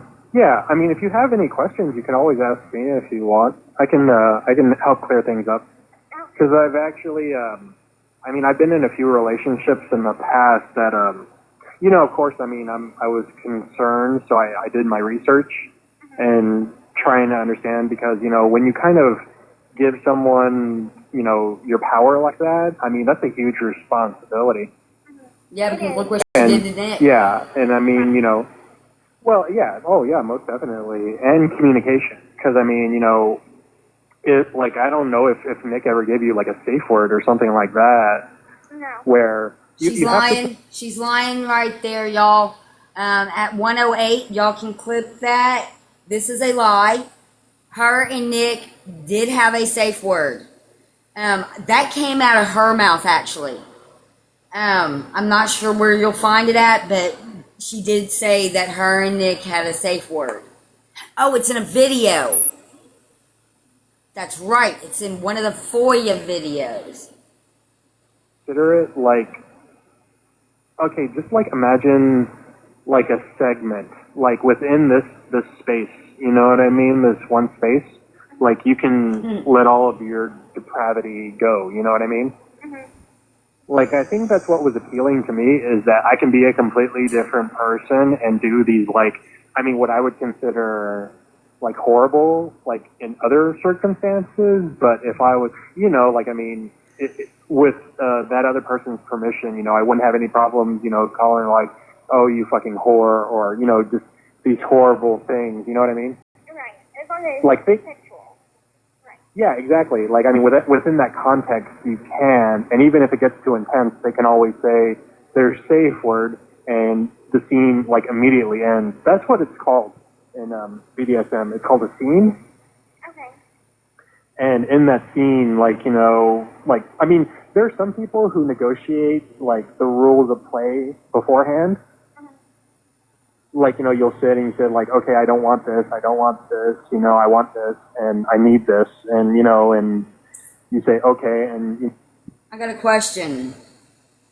This phone call, 8/6/2017, between Gypsy and Robert. And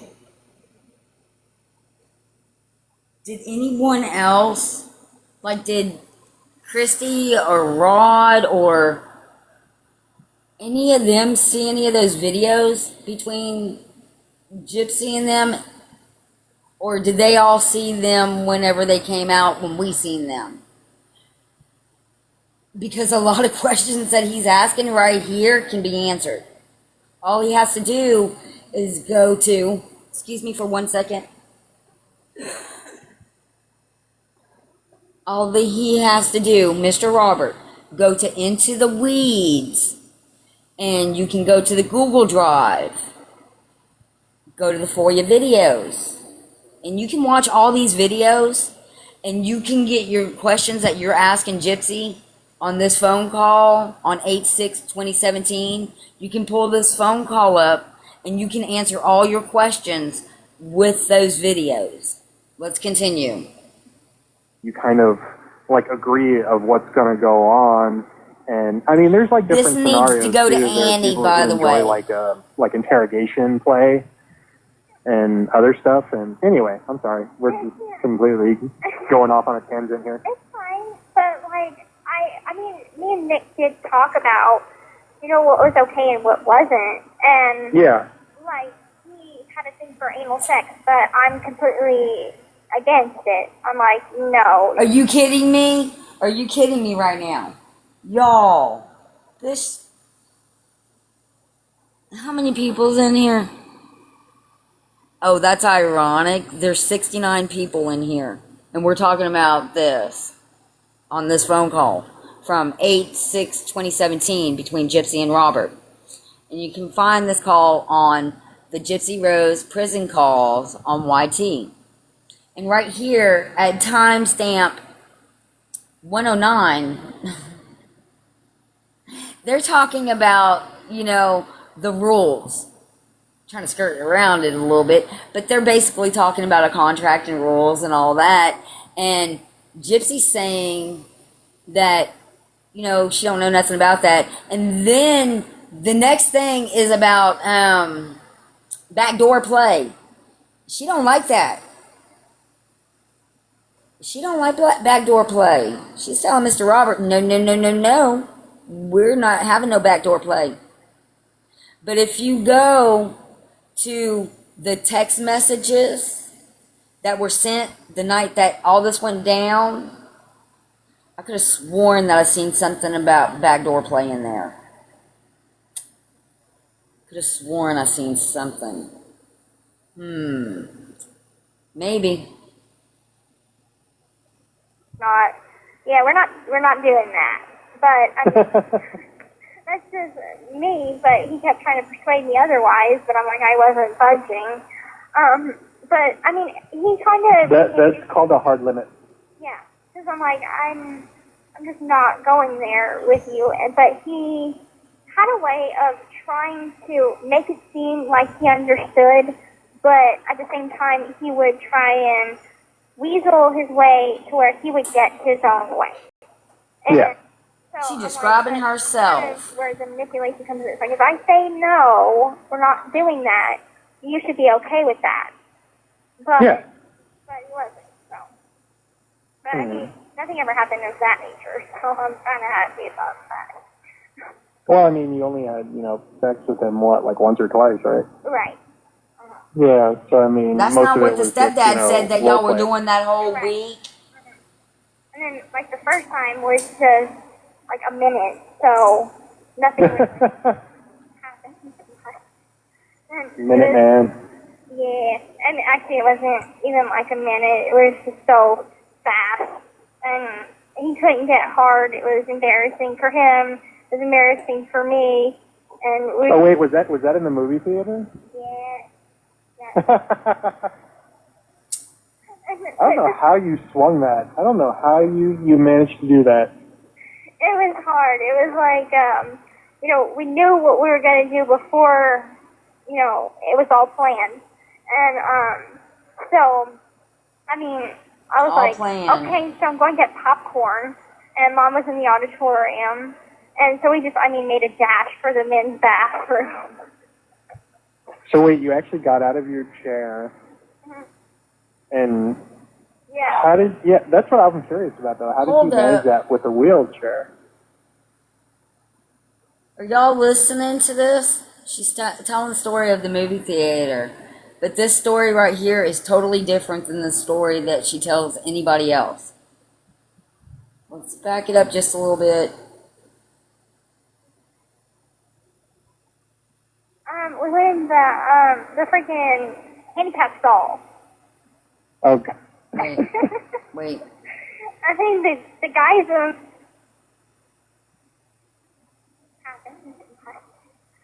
Minute Man. Yeah, and actually it wasn't even like a minute. It was just so fast, and he couldn't get hard. It was embarrassing for him. It was embarrassing for me. And Listen. Oh wait, was that in the movie theater? Yeah. I don't know how you. And this is timestamp 111 on 8/6/2017. And this is Gypsy talking to Robert. Swung that. I don't know how you managed to do that. It was hard. It was like, we knew what we were going to do before, it was all planned. And, so, I was like, okay, so I'm going to get popcorn. And Mom was in the auditorium. And so we just, made a dash for the men's bathroom. So wait, you actually got out of your chair, and Yeah. that's what I'm curious about though. How did you manage that with a wheelchair? We were in the freaking handicap stall. Okay. I think the guys on the side of us didn't seem to mind. They probably knew what was going on, but they didn't say anything. Like, whatever. This is in a bathroom. Okay, that's fine. So you told your mom you were going to go get popcorn, and you left in the chair. Yeah. Yeah. So embarrassing. Oh, yeah, it happens. Trust me, I've had sex in some strange places too. Yeah, it's just kind of like a spur of the moment thing, but Oh yeah. but it was Wait a minute. planned. So I'm like, okay, I'm 23, I'm still a virgin. Come on. I was like, you're coming. I better get some freaking something out of this before, more than just a freaking date or something, See, that's the horrible thing when you're dealing with inexperienced guys, is that like it takes it takes a while for a lady to get off if you're doing it right. You know what I mean?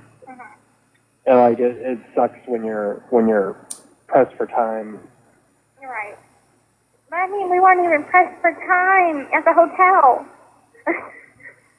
Oh. Like, we had all the time. It still is that. 8/6/2017, Gypsy, you're talking to Robert in this phone call. And you just said something about at the hotel. You're speaking of when after you two committed your act on your mother. And you're saying that it was sad. The sex was sad. So you're trying to do that while your mama's laying in that house with a whole bunch of holes. Something separated from the shoulders, almost. And you are in a hotel room, being a bunny rabbit. And you're upset because it wasn't good.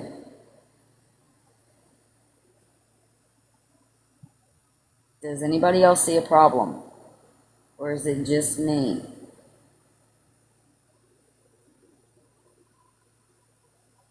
That sucks. Yeah. And I mean, like, I had asked him before, of course, you know, what was his history. And he was like, I don't have much experience. I think he had sex with, like, one other girl in high school. And that's about Oh, okay. So I wasn't quite worried about diseases or, you know, or anything like that. And I know that we bought a box of condoms, but we can't use them. Oh, no. It was rather kind of funny because his mom had mentioned, like, oh, well, I don't want to be carrying little pitter patter on the floor right now. I'm not ready to be a grandma. And making protection. And we're like, we will. And all along we're like, oh, well, you haven't been.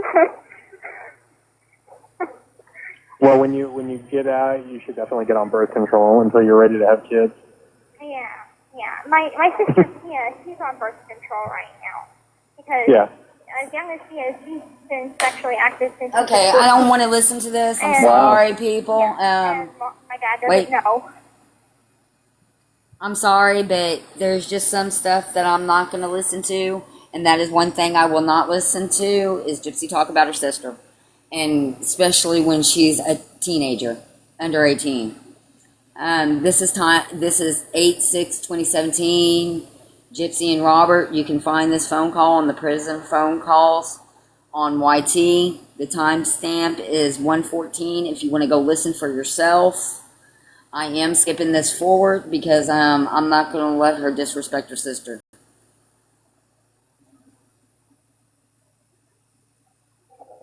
And then he confides in me that the reason he gets high is Every single night.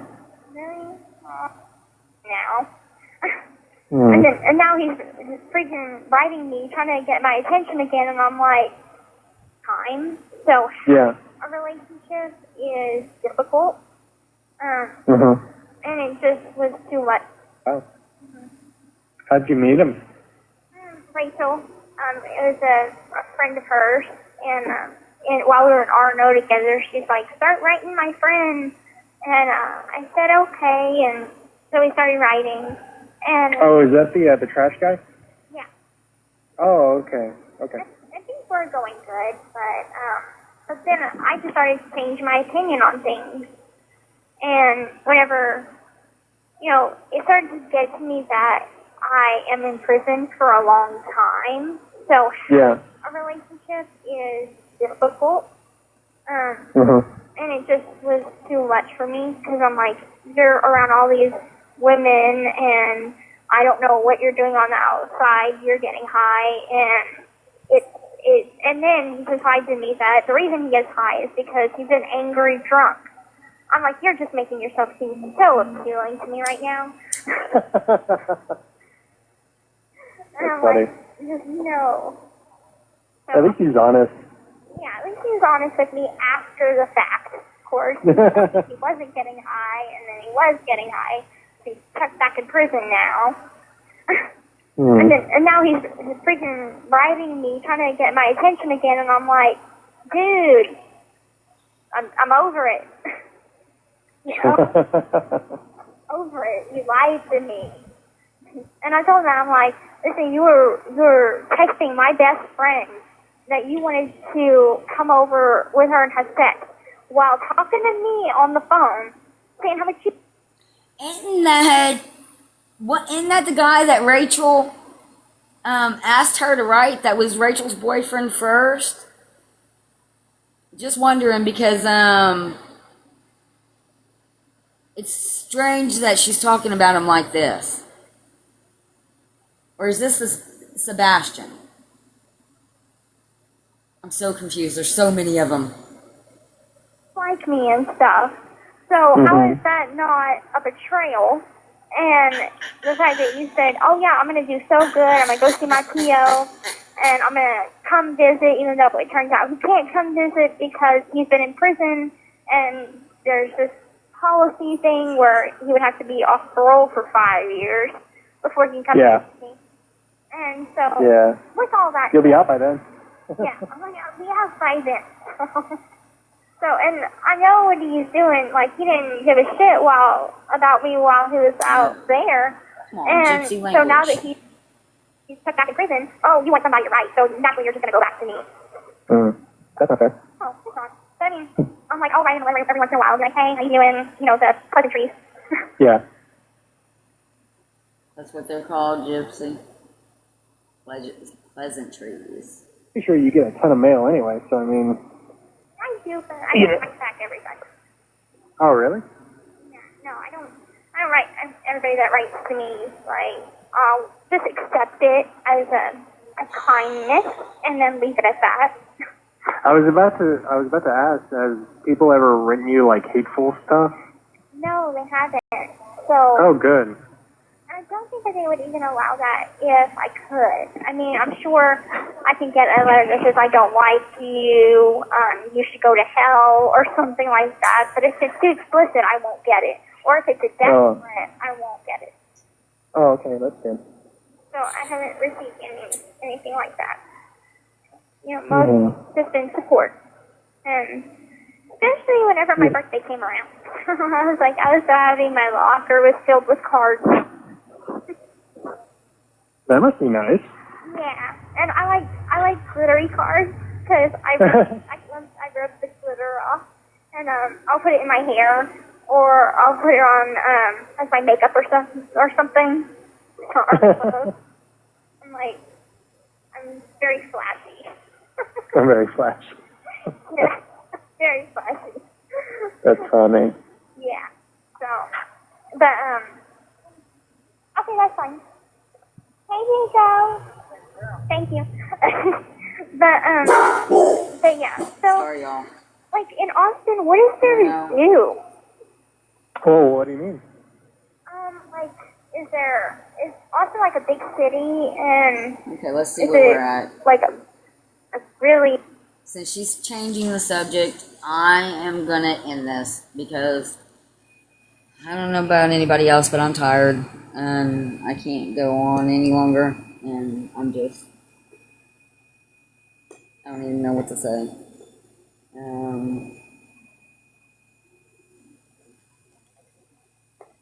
Pray to God Dee Dee gets her name cleared. She was a good mom, and she didn't deserve what happened to her. And I hope everybody in the world sees that now. Y'all have a good evening. Thank you for the gifts. Thank you for the likes. Thank you for the shares. I just want to get this information out there. That way Dee Dee can have her name cleared. Thank you all for joining me today. And we'll be back tomorrow. Thank you.